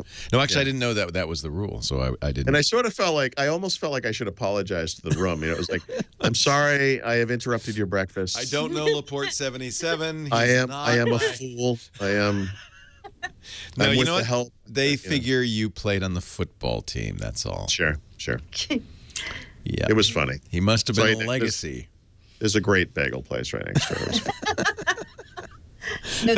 It's kind of what you'd expect breakfast at the Yale Club would be like. And actually, so interestingly, and on a related note, here's a little slice of New York. I'm sitting at the counter that's looking out the window in the bagel place eating, and I'm reading news on my phone or whatever. And there's a guy sitting next to me, like 2 seats down, wearing basically what I'm wearing, a kind of a t-shirtish kind of thing, jeans, whatever. And, he's moving around over here. I'm not watching him. He's just next to me, and I'm reading. But I could tell he stood up, and he's doing something, but he hasn't left. But he's moving around next to me. And so I look over at him, and I realized he's getting dressed for work. And this guy standing next to me put on a suit, a shirt, a tie, and a jacket, stuffed his dirty clothes into his bag, and then went off to work. He got dressed at the restaurant. Wow. I'm like, welcome to New York. It's the weirdest thing, because if you're in a small town, you have no privacy. If you're in Manhattan, you can get dressed in the restaurant and just assume nobody's looking. It's an amazing thing. There was a part of me that wanted to go back to my room, iron the shirt, go back down to this place, just to make the point. No, I can do that. You want me to wear a shirt? I'm sorry, sir. Polo is the minimum. Polo is the minimum. Oh, well, I hope you had a lovely... Are you going back there tonight? No. No, I'm going home tonight. You're going home. You're not letting All them right. back in there. No, It because was I great. got a it was weird honest. email. I thought something might have happened because I got a weird email canceling your stay. Oh no, you know what happened? It was double booked. Oh, it's double booked. Okay. And the guy, it was really funny because when I checked in, the guy looked at the screen and he said, "You didn't book 2 rooms here tonight, did you?" And I looked around like, "No, it's just me." You know. Oh, okay. That explains And it. I said, "Could I have the better of the 2?" They're very nice, and you don't get a no, bill it was- or anything. I mean, you just You don't get yes. you don't have to it was sign. You excellent. just By walk the way, in. possibly the best shower I've ever had in my life. Yeah, yeah. Boy, is there a lot to talk about today. In fact, we have so much to talk about. We've moved out of my office into the big room to make room for Mary Jo Foley, who's here in studio with us. Great to see you. Thank you. Paul Thurrott in studio with us, and a cast of thousands and a tower of Or at least whiskey. several. We want to thank Carl and Richard for bringing along, Carl Franklin and Richard Campbell from .NET Rocks for bringing along enough booze to kill a horse, including this Aberlour. This is 120 proof. Wow. You're getting a contact high now just from reading the label. But now it says this is original cask strength. Does that mean like they dilute the rest of it? They just take it out and put water in it? That is why whiskey purists are such idiots. Like they complain when you add water to your whiskey. Yeah. Because whiskey is already watered. Right. And if you don't want it watered, drink this and you'll want it watered. That's Dr. Pizza. He's going to join us in a little bit. Carl and Richard are also here. Daniel Rubino is here from Windows Central. But there's a ton to talk about. First of all, was it exciting? I watched the broadcast keynote and it seemed pretty good. It was good. Yeah. I liked what Nadella said. Yeah. Can we talk? Let's start at that high level. Is this the best articulated vision that Satya? Fully articulated? Is it fully articulated? Like an action figure? Is it a fully articulated vision? Would you say? Yeah, I would say. I think, we keep hearing him talk about cloud first, mobile first, and Sure. Microsoft's a platforms and productivity company. And it just felt a little more like Real? they were putting meat on the bones this time. Actually, I think Daniel wrote something about putting action to words. Was that you? Yeah. I mean, I like that. Yeah, I agree with that. Yeah. In the New York Times, Nick Winfield wrote, Satya Nadella envisions a Microsoft that's more willing to favor big bets on new technologies Sure. than the Small cash bets on old cows. technology. Well, this is the challenge for Microsoft is when it was Windows. It's hard when something's so successful. Look, he's standing by Windows. Oh, that's Get actually it? a pretty picture. It is. When you have something that's massively successful, sometimes that's worse for a company. It Yeah, is. we were Yeah. literally just talking You about get that. locked we were. in. Yeah, it's tradition. Right. Yep. You just sort of forget why you're doing it, but you have to keep doing it because it's always worked. Yep. It's a real challenge, and other business leaders have pinpointed this as something that a company has to get around. Do you feel like it seems Nadella understands that? Yeah, I think he does. Yeah. The big bets are HoloLens. We'll talk about that. Right. But also embracing Linux, which used to be the hated operating Still system. vaguely uncomfortable with that one. And embracing iPad and Android and mobile and By the way, in ways that are big and small, I mean, Right. we'll get into this in a bit, but there's the kind of the big picture stuff. We're going to put Office on iPad or whatever, but there are a bunch of small things to the factor into this. This is not let's throw something against the wall and see if it sticks. Right. They're really serious about Yep. it. it's interesting too because Nadella did something that I think Steve Ballmer would never do. He said, Apple has taught us all what experience excellence means in the creation of categories. I don't think you'd ever see Steve Ballmer say Apple had taught him anything. Probably not. But so this is a Yeah. different company and a different leader. Yep. And I feel like it is the rubber is hitting the road. You're seeing, and that's what I would. And we've been waiting for this, right? Right. You kept saying for months. You've been saying, Mary Jo, wait till Build. We'll find Right. out at Build. Yep. Well, did we? We found out a lot of things at Build. What did we find out at Build? So we have an idea for this show. We said, why not follow the keynote, the same order of the keynote that Great. Microsoft did Good. at Build. So that means we start off with Yeah, No, so we They start- started We're really gonna- geeky. yeah, we're gonna I'm watching them write code for like 90 an minutes on the hour. cloud, 7 minutes on Office. Right. So they spent the first 45 minutes Yeah. talking about my favorite topic, Azure. Woo! Yay! Data lakes? Anyone? No. I won't tell you who said this to me, but someone from Microsoft told me before the keynote. When you hear the word data lake, Get up and go to the bathroom. It's a long conversation. Because that is the moment where A, you will need to go to the bathroom because it's about 70 minutes in, and B, you're 20 minutes from Windows. You know? Yeah. And that was true. Yeah. It's like you're on a highway in the desert. Exactly. And you see a sign, data Last lakes. stop. Last stop. Last stop. Yep. Last stop before Windows. 90 miles. 90 miles. Well, first of all, what is data? What is a data We're going to lake? condense this down, but we thought Richard Condense it Campbell of .NET Rocks might Let's be bring him up. good. Come on up, And since Richard. Richard brought us the Aberlour Scotch. You're not a bourbon guy. You're a Scotch guy. You know what? If it's a brown liquor, I like. You like all brown liquor. I'm pretty easy to get along with. You didn't. You did, I noticed you're drinking, but you didn't. You opened the Orphan this Barrel. Barter House. Yeah. Well, please have Little a taste, Barter sir. House. Yeah, really an interesting. They literally find rare barrels and they bottle them, and when they're gone, they're gone. But that you can get reliably if you don't care about your liver. I am so grateful because I have never had a cask strength. That's one of the reasons I picked it out whiskey. for you. Is I I'm thought so excited. I was going to give you two very distinctive whiskeys really that cool. Is there some that I reason we're not appreciate. drinking it? There's I glasses. think we could open it up. Yeah, I would recommend it. Now should I put a little water in it? I would taste it as it is. Okay. And A then little you drop of probably water? want And to then put when a your little lips water in fall off into the glass, we'll get you some water. I always like, frankly, brown liquors when there's a drop or two of water in it. It seems to open it up a little bit. Yeah, but especially with that one, which has never had water touch it. So It's amazing. It's a very different, different drink. Wow. There's actually a tab at the top of that lid that'll help you. So tell us about Azure Okay. and data lakes. So we can condense that By the way, 40 do minutes. it in a way that's not going to bore the hell out of you. Should I go to the bathroom now? Yeah. Richard's going to make it exciting. Bio break. I'll follow your lead, MJ. Okay, so the gist of what they announced is Azure Data Warehouse, which gives them something to compete with Amazon's data warehouse. Yes. Which, by the way, is hugely successful, right? Yeah, and Yes. massive. Right. Very profitable Right. for Amazon. And then they also announced two complementary services, Azure Data Lake and Elastic Databases for Azure SQL Database, which just flows right off the tongue. It's as usual, the naming is awesome. Exactly. But it is what it says it is. It is It's technically like- accurate admire. if you say it slowly enough. Yeah. It actually means what you think it needs. Yeah, Yeah. that's, in computers, that's kind of unusual. Yeah. It is. So it was funny. During the keynote, we were watching people tweet as though Microsoft had made up the word data lake. Yeah. But data lake is a real term in databases. It's an object repository for, I think, unstructured data or data you're holding in a patch. Yep. Dr. Pizza just went to sleep. Come on, man. It's unlike partition stitching. It's a real term. It is. Exactly. This is a move against this idea of doing this huge transform and load process of trying to make all the data look the same so you can analyze it. It's leave it as it is Right. and then analyze it on the fly. Yes. And that's important. It's efficient. We're talking petabytes now. Right. You can share And so this is big for IoT, right? Especially Yes. one of the applications. Well, we're going to get oceans worth of data Yes. out of all these devices. So Right. we should start with a lake. We should. So lakes, you don't want your lakes to become swamps.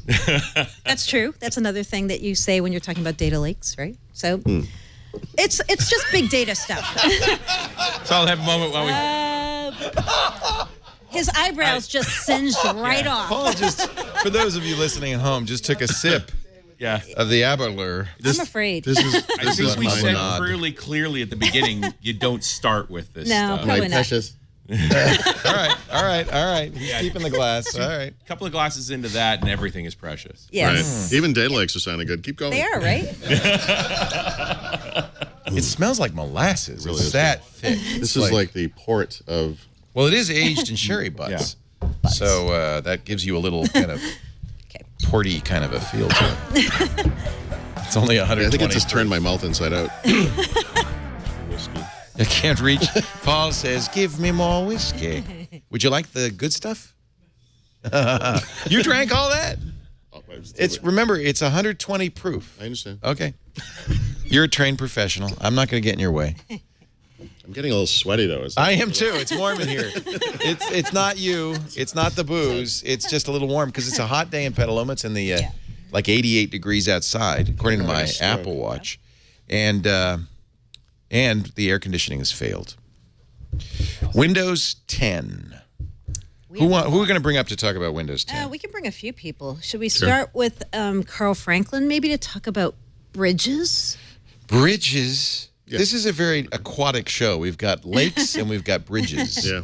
Carl Franklin from .NET Rocks, our musician. He also brought a couple of his new CDs. Been a while. There that is. What kind of music is that? So people compare my music to Steely Dan a lot, but if you basically I love Steely Dan. Groovy, funky. Anything called the Big Butter and Egg Man is for me. You know, That's we have actually an old song. We have the Butter and Eggs Day Parade here every year. You just missed that last weekend. It was the talk of the car, Leo. It was. Oh, Louis Armstrong. Yeah. And there's a couple of Carl Franklin originals on here, as well as Boogie and the Groove. Great guitar player John Scofield played on the third track, which my wife Kelly wants me to say is about her. Oh, you mean Chain Reaction? That's her? Is it? She's the blonde in that song, in that story. Hey, do we have a CD player anywhere? What is this CD player you speak of? These discs are foreign. I realized at some point that giving people CDs represents work for them. It's like, wow, I kind of remember this format, but I don't know what to do with it. Free CD. Now I need to spend $99. Exactly. How do I do this? What is this? There's no CD player in there. Just looking. No. There's no CD player. All right. And you also brought Lifeboat to Nowhere. What kind of music is this? This is you and your bro. Yeah, well, yeah. So the Franklin Brothers is myself and my brother Jay and any good studio musicians we can get. But it's more ballads, but there are a few funky horn tunes on there as well. That's all originals. Do you have and that some song? blues. That song you played for us? Yeah. Which one? The first one. The themes. No, not on the show. I mean, earlier. Oh yeah. Is it just on your phone? Yeah, it's on my phone. Can you play it into the microphone? I suppose I could. Your theme song. So The new theme song? When I was on the show, Did you put it on OneDrive or anything modern? it's actually on the web, but it's sort of a private link. You know. Okay. So, but I guess just play it right out of that phone. Basically, what I did is I created an album for the sole purpose of getting licensed by NASCAR because I'm working with a license company and NASCAR was big and they wanted these particular kinds of driving tunes. It is a little bit like the music they used to play in the beginning of the NFL games where the country star would come out. Are you ready for some Windows? Yeah. Sounds good. That's actually a lot. All right, so, I like it. So let me play one here. And This is good. He's doing some samples for us, so what we might like. Let's see here. I like that. Hey. Wow. All right, you're assigned. You're hired. That's great. You guys like I that? like it. Yeah. Let's use it. It's sort of high energy. All right, I'll write you a check Just like after us. the show. That is. And then we start, everyone just I falls like the asleep. hay in there. Yeah, That's it's- very it's already Ramones. gets It's everybody good. going. I like it. So Windows 10. That's why I went to music school, to learn to write hey. Hey. You know? Hey. Right. Hey. Right. So one of the big surprises at Build, well, there were a few big surprises, but one was they did talk about the long-rumored Android on Windows phone. That a lot of people picked up that story. I mean, They did. You know, it's interesting to see what the media pick up on. Yes, but they also talked about getting iOS apps on Windows Phone. Yeah. Which we hadn't talked about before. So I read it. I looked. It seemed impossible. It did. I looked carefully, and it looks like you still have to rewrite your app. Somewhat. And How depends much? on the I'm app, curious, right? right? So if you have a 2D game, perhaps, right, that has all graphics code that is pretty much going to translate. Yeah, I know. You guys should really not start with the Abelor Albanad. You know, maybe something a little. Tears to my eyes. And isn't this sound funny, Richard? You can should start start with using this as something like a- lighter like Mortlock. It doesn't. it's No. funny. You know, this is Seriously, 2 hours of that, and you'll be good. I'm already. Yeah. Wait till the third ad. It's going to be awesome. He'll be giving the money back. So my thought was that, and of course what they did is they said you could take your Java code, pull it into Visual Studio, and then just recompile it, and you've got a Windows Universal app. And then they showed iOS, like Objective-C in Visual Studio, and our heads exploded. Yep. I was in the audience going, Yeah, it was, and it just reminds me, oh my God, I love C#. Oh, yeah. looking at that code was just. Yeah, it's fun. But here's the thing, and we were talking about this in the car on the way up. It's really great that they can take an source code, and then you do have to do some rewriting if you have anything that has input or anything that uses the system, the stuff that's on the phone, right? The native support.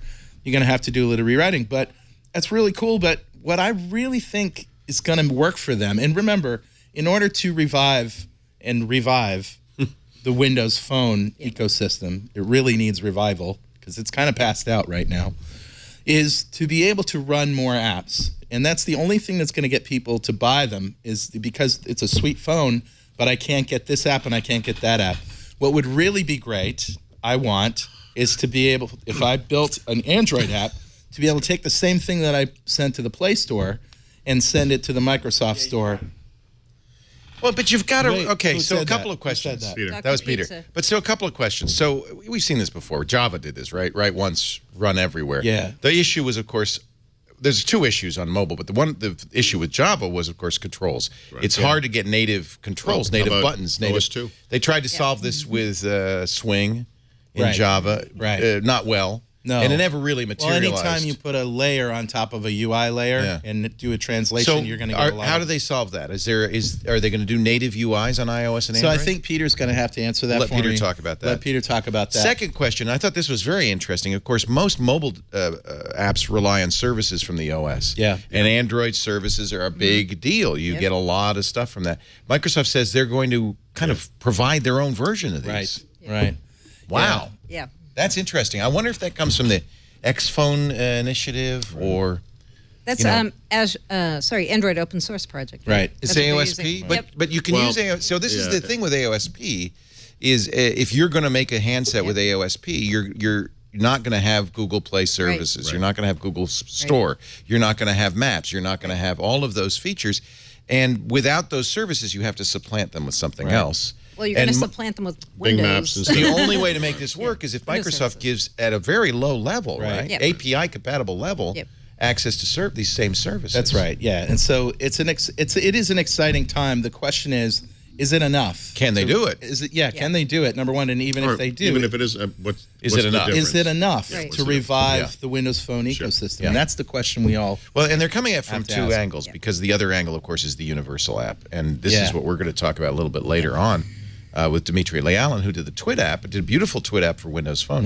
If you could do a universal app for Windows 10, Windows Phone, Xbox, Yeah. that's another way to solve The this. funny thing dearth is, of I actually apps. always thought they were going in the opposite direction with Android, that they would have universal apps be On Android. On Android. Yeah. You know, that Right. to be truly universal, you have to bring in as many platforms as you can. Well, and that's where Xamarin helps, right? Yes. Xamarin takes that whole piece of being able to take your code base and recompile for Android and recompile for iOS.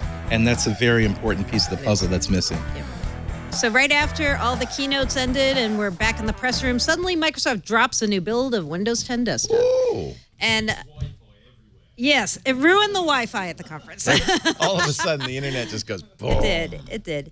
So maybe we'll bring Daniel Rubino from Windows Central up to talk with us about that. I love it. He's wearing an incredible shirt. I love this shirt. It's his Xbox soccer shirt. The Sounders Football Club, is that a real football club in Seattle? Yeah, Seattle. Sounders? Only if you live in Seattle, Leo. What's soccer? What's soccer? So, and this, do they actually wear an Xbox shirt? Yes. Or, they do. Yeah, it's actually the green one. They have. That's but pretty they also have awesome. the white, I think it's their So that's white the jersey. that's the original Xbox. Yeah, Xbox One. They're still I'm they're big. dismayed that you know anything about this team.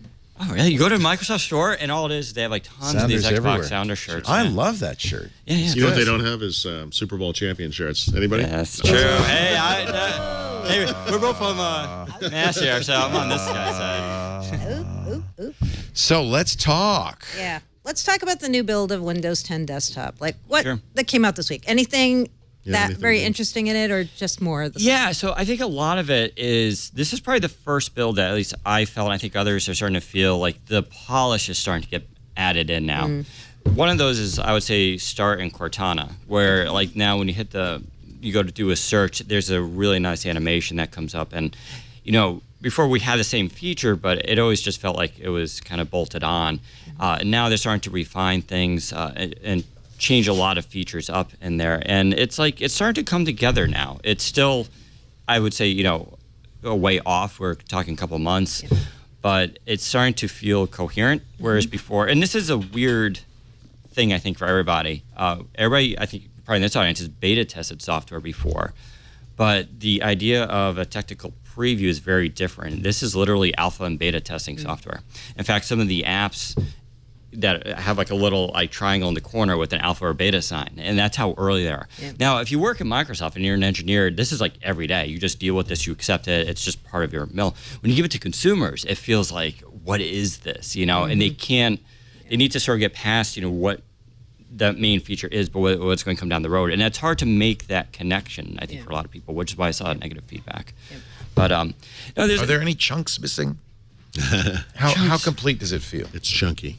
It feels good. A lot of it, you know, some of it is performance based. Some of it is. Sometimes they release them with major bugs. Like the last build, you couldn't run some desktop apps out of the start menu. There's like, yeah, they fixed that though, right? Yeah. At this point, you wouldn't expect any major missing features, right? This is the tune-up at this point, or no? Well, you're asking if it's feature complete. Yes, right. Not yet. I don't know. Right? I don't think so. Although Continuum, going to the phone part, is one of the last I heard like main features we can expect for the RTM. This is awfully release. late to be adding major features. We're going to talk more about the schedule too, but yeah. How about talk a little more about Continuum, because we saw a really cool demo at Build about how you can use Continuum on phones, not just on laptops and desktops. Continuum was announced a while ago, and I thought it's kind of a cool word. And at the time, it was defined by Microsoft as basically when you have a two-in-one device and you detach a keyboard, it's going to shift from the tablet mode to desktop mode. And that's what we understood Continuum to be. And it was actually kind of a cool thing. Continuum now is turning into, I would say, more a conceptual idea behind Windows in general. They're expanding it now to phone, where your phone itself becomes a part of your Windows desktop experience. And that includes, you can use the phone as a remote control, including a mouse pad and keyboard. And that itself is not really that like brand new. Other OSs have done it before, but now you can also use it you can put that screen onto that computer. You can run apps on both. And when you run an app on your phone on the PC, it will, because it's a universal app, switch to the desktop mode automatically. Yep. Oh yeah, and so like is this the latest build on here? And so with Continuum though, I'm thinking Continuum we're going to see. Wait a minute, let me look at this loop first. Oh yeah. No loops, no pet loops. Somebody just showed the cat a laser. Ooh, there's a loop. Oh God. I don't know if I have the right HDMI connector because we want to show this if we can. Oh, it fell off. It's magnetized. Is that a mini display port right there? Is that what that is? I could just use that. But I can't plug it in. Looks like it has a mini display port. Shall I try it? How bold do we feel? Is there any reason this shouldn't be? Any reason this shouldn't be on the show? Hold on, Leo. I'm going to drink something first. How brave do you feel? There, it fits. That's the first criterion. Like what you see? Yeah. That's nice. That's a new feature. That's a new feature. Yeah. Yep. What about? Okay, you can't. Are you not seeing the desktop yet? Because it is. There it is. There. No. But that's a shot. Well, no, you can't. You have to sign in first. Yeah. Tell it you're using it. Yeah. Well, okay. I got this, Leo. Okay, go ahead. Oops, wrong one. That's the other big thing that was probably introduced, the arrow features, right? Oh, right. Yeah. Which are basically some transparency's bad. Yeah, right? the transparency, but they blurred out the background now. Remember Arrow? Okay, so now we're duplicating the screen. Let's extend the screen. Oh, don't extend why it. did I do duplicate that? it. Why'd you do that? Do you know how this it probably works? doesn't work. He doesn't. He doesn't know how to use Windows. Okay, now Alex, do you see anything over there? Yeah. Oh, because I unplugged it. That's why. Does it need to be physically connected, Alex? Yes. I have an air gap here. All right. Now it's plugged in. Okay. Is that working? Now it's duplicated. Well, that's all right. We'd actually have a pretty clean shot with the camera. So what are we looking at, Daniel? What should I look at here? Well, one of the things is the transparency effect. This has been an evolving feature of this operating system, and so cool. It darkens out, blurs the background. Yeah. So before it was kind of like you could see right through it, and it confused the text. Like so, if you had a web page up there and you launched a start menu, things were very sort of confusing. Now these are actual elements from the old days of Windows Vista with the arrow transparency, opaqueness effects that we're seeing more. We don't say the A word around here. Oh, right, yes. So this is what I'm talking about with polish and stuff, where it's starting to get refined a little bit. You're seeing more just consistency, I would say, in the layouts and the iconography that's Should I out allow there. Cortana? Do you mind? Oh, that's fine. Cortana has some new menu features added on there as well, so that's continuing to You should bring evolve. up one of the Universal apps. Okay. Oh, Cancel which that. you can't because you're not signed in. Why don't you sign in? And Well, I'm not going to. Yeah. Not signing in on this thing. Are you kidding me? I don't know where this computer has been. So, but again, you feel like it ought to be, given that we're, 2 months out from launch, feature complete. Well, I think it's probably a little bit further. That's than hilarious. So it's not 2 months Right. out. I don't That mean to was- cause alarm. There was It's a coming flaw soon. It in really my- is. Right. It is this summer. They are sticking to this summer. Right. We're all going to go out to dinner after this, right? I'm going to see if your Apple Watch can drive a nail into a piece of wood. You know what's cool, though? Anybody else here have an Apple Watch? Seriously. Anybody? Welcome to real life, Leo. If you get a couple of Apple Watches all in a row and you put them all on the Mickey Mouse one, Oh, boy. he taps his foot in synchrony across all of them. That is incredible technology. Can the Microsoft band do that? I think not. That is $17,000 well spent. Well spent. No, this was a mere $700.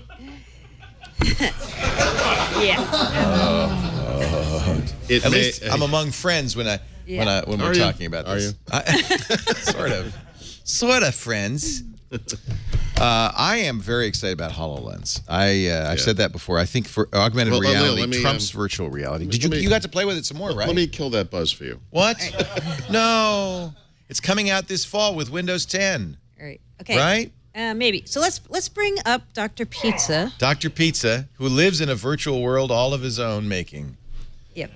So which of these Yes. whiskeys is Oh, you got it, Dr. which is Pizza. the most expensive? Right. Clearly the Abalore. At least cost per this is the- Okay, yeah, proof. right. See my Don't Diet Coke? don't put it in Coke. See my Diet Coke? Yeah, just a Wait, finger. wait. A finger. No, I won't let you. He's gonna pour it in his Coke.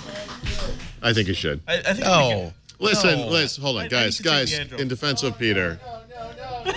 He's gonna. No, give him something cheap. Wait a minute. I got Yamakaze. Hold on.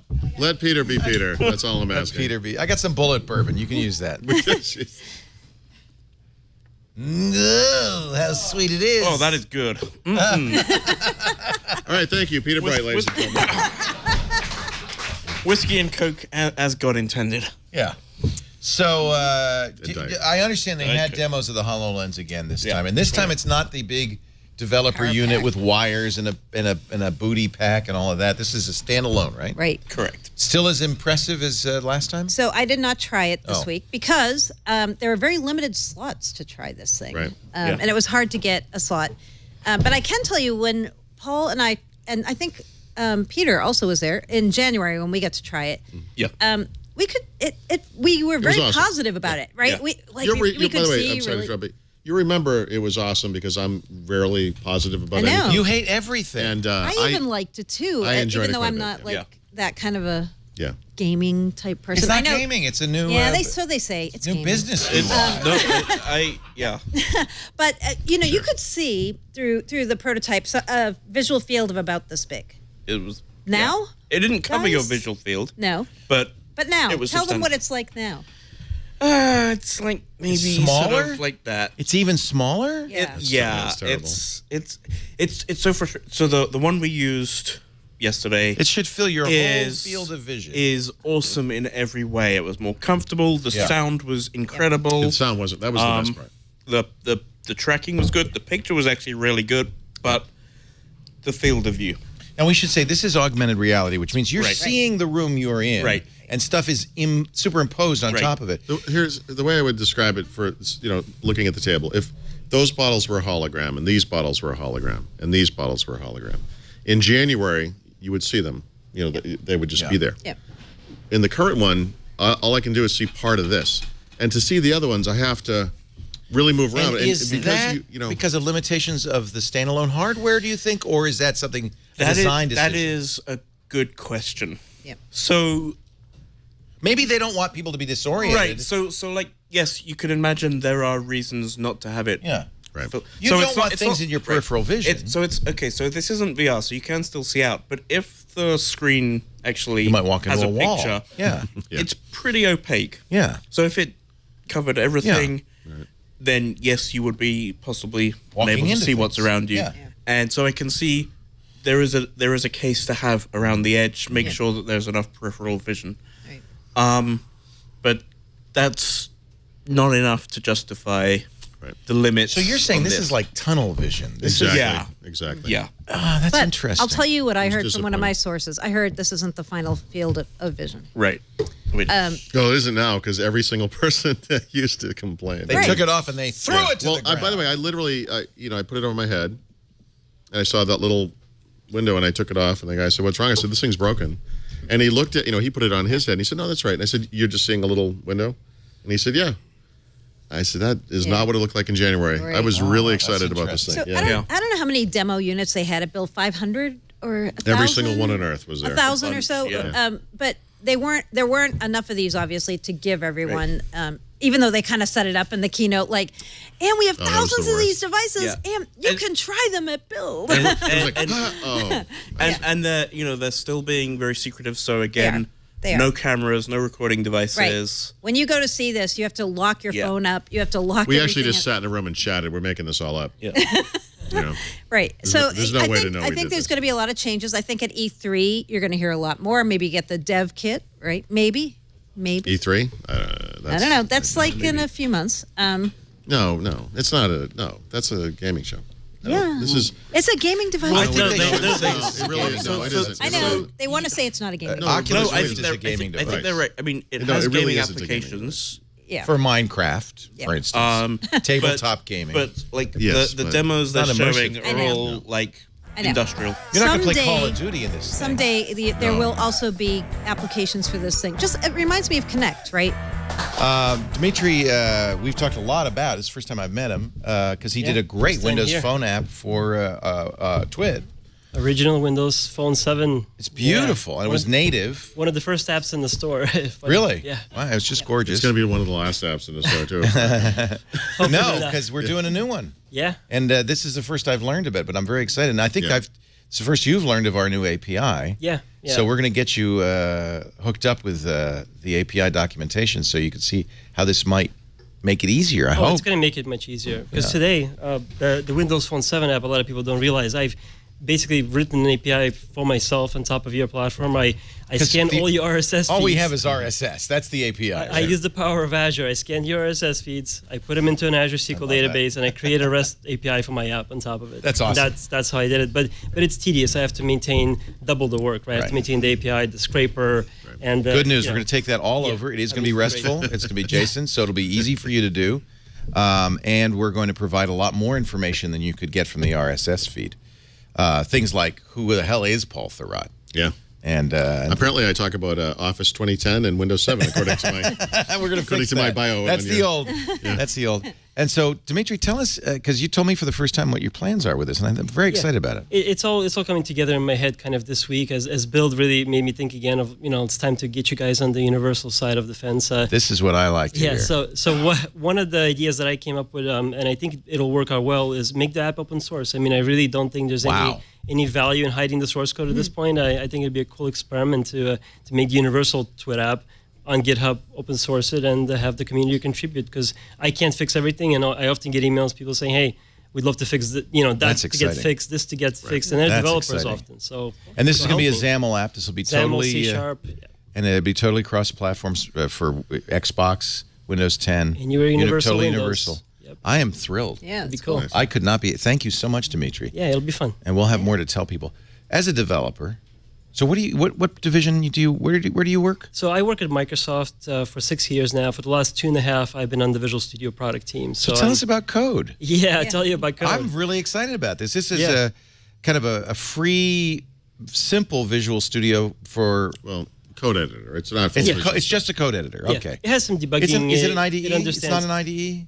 Well, I'll get away from all the terminology and I'll tell you what it is. Okay. It's a code editor. Paul Great. said it the best, and it's a code editor that runs on Windows, Linux, Mac. It has the ability to That's awesome. to edit code, has the ability to integrate with Git repository, no matter where it is. Git's it can built do, in, yeah. Git's built in, and it can do debugging. And I think that's basically what all HUD developers need as a baseline to get going. I'm happy with It has that. the IntelliSense, that's color coding, so it's That's kind awesome. of a cool app. Yeah. And what languages does it support? You guys got the fact sheets that I wrote, probably remember better than me, but I know ASP.5 supported Node.js. I know people have been putting screenshots on Twitter of different languages getting color-coded and stuff. I don't know the levels of support. But is there plugin support for languages? Not yet. Okay. But it is free, and Microsoft is distributing it now, which is great. The preview is up. That's totally exciting. I had a hot flash when I put up Linux version of Visual Studio anything. I fell out of my It's chair. a different world we live in. I think a lot of people are going to hear this and they're going to say, "Oh, Visual Studio is cross-platform." And just to be clear, this is another tool. This is not full Visual Studio. It's part of the Visual Studio family. So now we have Visual Studio 2015.RC. That's the big boy right on the block, and then we have this new tool which is Lite. It's going to appeal to a lot of people, and I think it's the right thing to do because a lot of us just use code editors. We don't use full IDEs. Exactly. Some people just want a code editor. It's faster. To them. Can I compile from the editor? Do I have to exit out? The editor. I mean, it can run code. You can debug from it, so I can assume it does the compilation for you.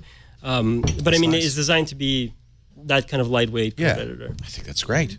It's really cool. Yeah. But Visual Studio is still Visual Studio, and I'm a fan, so I'm biased. I can't get away from that. And I'm thrilled that you're going to put your Windows Phone version of the Twit app.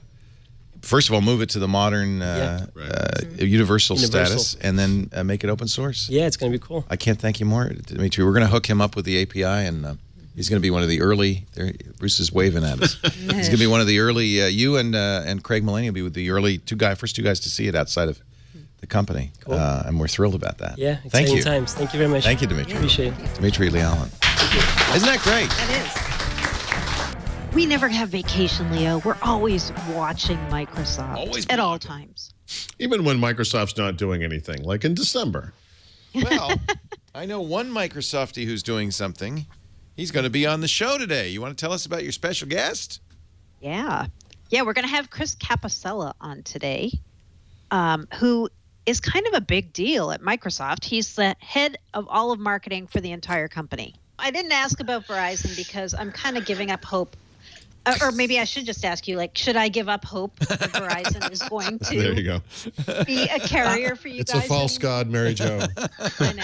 Well, I would certainly never give up hope on someone as important as Verizon. Obviously just a huge American telco. The telcos themselves, typically in every country, there's one or two that are just unbelievably powerful. And so if you want to be a player in the phone business, at some point you're going to have to do the work. Verizon's been a really tough one for us historically, as Paul has talked about pretty articulately on the show before. They've got some tech that is very specific to Verizon's network that is, no one really wants to hear any of this sob story from our perspective, but it does take a lot of extra engineering work on our part to make our stuff work on Verizon's sort of unique, I'll call it, network. Whereas when we do work for AT&T, it actually helps with a bunch of other, operators. And so Verizon's always what I'd call sort of an expensive piece of work for us to do. And then historically, we just have not done well together. We haven't delivered for them in many cases, and they have not delivered for us in many cases. And both sides would be the first to say that because we've said it to each other. And whether it's, walking into an AT&T store and having a pretty good experience compared to, a different store, or whether it's the work we've done to deliver on time. We've frankly done a better job with AT&T delivering our part of the bargain on time and consistently than we have with Verizon. So unfortunately that we've had a very, very checkered execution with them. And so for now, as we're sort of retrenching, we've obviously made that hard decision. But everyone's telling both of us, hey, please don't let this go. Please keep at this. Please figure out a way to make it work. Satya's constantly asking me about it as well. And so it's not something we take lightly. As we finish the retrenchment and start to bring exciting new things to market, we'll of course want to be in as many places as you possibly can. But we made the tough call in the near term to pick the partners that we think we can do the best work with, and that's really been AT&T. I'm on Bummer. AT&T. Sorry, so Mary Jo. I know, Paul. So, but good. look, Mary Jo, I hope you know. I hope you know we're listening. For a long time, you said I have no store in Manhattan, and then I delivered this unbelievably beautiful store in Manhattan for you, and you said, "Oh, I wish they'd make a laptop." And Chris, so we went and made the Chris, on that Surface note, Book. You know, and we you don't even, have a store in Dedham, Chris. Yeah. There's no Dedham store. Apparently, we even called it the ultimate laptop. We made the line the ultimate laptop for you because you're like, I want an ultimate laptop. So we're listening. Keep you have at power, us. Mary Jo. You have the power. Mary Jo, ask him for a Dedham store. Paul, Dedham's never going to happen, Paul. It's never going to happen. The Prudential Center's so close to Dedham. There you go. Not really. That hurts. Okay. But the Prudential store is one of a kind. There's no other store that has that sort of thin, long. Yeah, it is. It is very unique in the Microsoft store realm. You mean? Yeah. It is. That's it true. is. That's the store my mom goes to all the time, and she keeps saying, "Do they know I'm your mom, or are they just always this nice?" Did she come to the opening? I know you were there at the opening. I was at the opening. You know, she wasn't able to make it. My family didn't quite understand like what a big deal that was because we unveiled the new Microsoft brand, and that's right. Like that was a big piece of work for me personally. Like I invested years of my life in that new brand, and I kind of told my family, and they were like, "Oh yeah, maybe we'll make it," and they weren't actually able to make it. And then afterwards, when the press like went bananas on the brand, they were like, "Oh my gosh, we should have been there." I'm like, "Well, next time we redo the brand, you can show up for the Dedham store." Yeah, it's the Dedham store. Chris, is your background in marketing? Is it in business? Is it? So yeah, I grew up in Boston, you know, in Paul's sort of homeland, and my parents opened a small Italian restaurant when they were really young, and I worked at that restaurant all the way through college. And in college, I went to college in my hometown and studied computer science and economics, and then got a job right out of college at Microsoft, and left Boston. So I'm sort of this freak. I've really only had two jobs: the Boston family restaurant and then Microsoft. And I would have never guessed, I would have never guessed that it would last this long. But it's been a hell of a ride with Bill and Steve and now Satya. No kidding. Yeah. Did you say 26 years? It'll be 25 July 1, but who's counting? Wow. That is a lifetime. That's exciting. Yeah, and your average CMO only lasts like 18 months, and I'm at like 18 months right now. So, I got to keep working hard to make sure I hit the 25-year mark. Right. I am anything else, you guys? Come on, we got to keep them busy. We got Chris Capicella here. What else do we want to badger know? I guess we don't have to badger about Well, no, I mean, I don't. Remember, this is the trade-off, so I didn't have to go to the museum. Okay. That's true. Exactly. That's true. You do owe us. No, I mean, I when I look back at this year and I think about all the stuff that's changed. I mean, I think Microsoft has a better public persona today than they did even a year ago. And obviously, part of it's just the kind of halo effect around Satya Nadella. But what changed this year? I mean, it really does seem like it can't just be Windows 10. It seems like the public perception of Microsoft has gotten positive again in a very notable way this year. I mean, in the last 18 months, that's the amazing thing. Yeah. It's incredible. It really is. It is different. No, for sure, and we certainly feel it. For the first time in many years, I think the vibe inside the company matches the vibe outside the company. And that's sort of the perfect position to be in. You want the way your employees are feeling to be the same of the way your customers or, maybe the average consumer is feeling. And I don't think it's a single thing. I do think Satya's sensibility and Satya's authenticity and frankly, he's very gracious and graceful. And that comes across. It comes across in his speeches. It comes across in his interviews. It comes across in the way he makes mistakes and then takes responsibility for them. It's coming across in our marketing. We've really landed on this notion of empowerment as the brand essence for the company. And if Apple stands for cool and Google stands for search and Facebook stands for sharing, Microsoft stands for empowerment. It's all about, empowering you guys to do your job, empowering you to have this broadcast using Skype or sharing notes using OneNote, even if we haven't gotten it just right yet. It's about the empowerment of what we enable other people to do. And our ads have started reflecting that, I think, in a bigger way. We're really telling our customers customer stories more than we're talking about it ourselves. If you've noticed, if you've gone to our big events, Satya will almost always have someone join him on stage to tell their story. The CEO of Real Madrid, the CEO of the Special Olympics, Russell Wilson from the Seahawks. It doesn't have to be that British composer, David, I'm drawing a blank on his last name, who did that incredible app where you can compose music on your Surface staff pad. He joined Satya on stage. So we're cultivating. Yeah, it's so cool. We're cultivating these fans and then letting the fans tell their own stories. And I think it's making us a little bit more approachable, which Satya really is incredibly approachable. And I think, a lot of those things add up. Look, the products have to be there.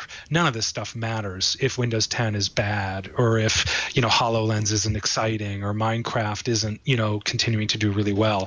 So it's got to be built on incredible products. But I think the tone, is really special. And Kathleen Hall is this woman who works for me. She runs a small advertising team.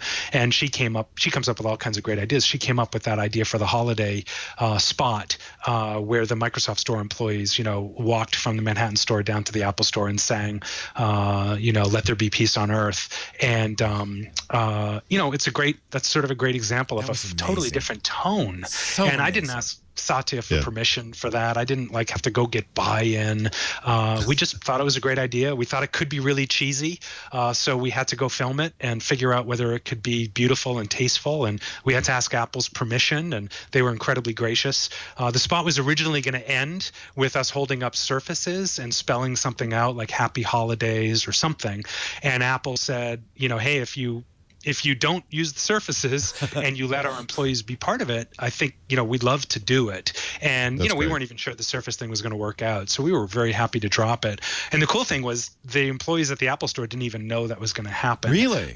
Their headquarters people, we asked for permission from their So their that was head a of genuine reaction when they come out and they see the... Totally. Oh, that's so totally neat. genuine, which is really cool. And, filming on Fifth Avenue on November 16th, at night, super hard. You can't shut it down. We knew people were going to be filming it. We were worried it was going to leak. Only one person posted anything. We were very lucky.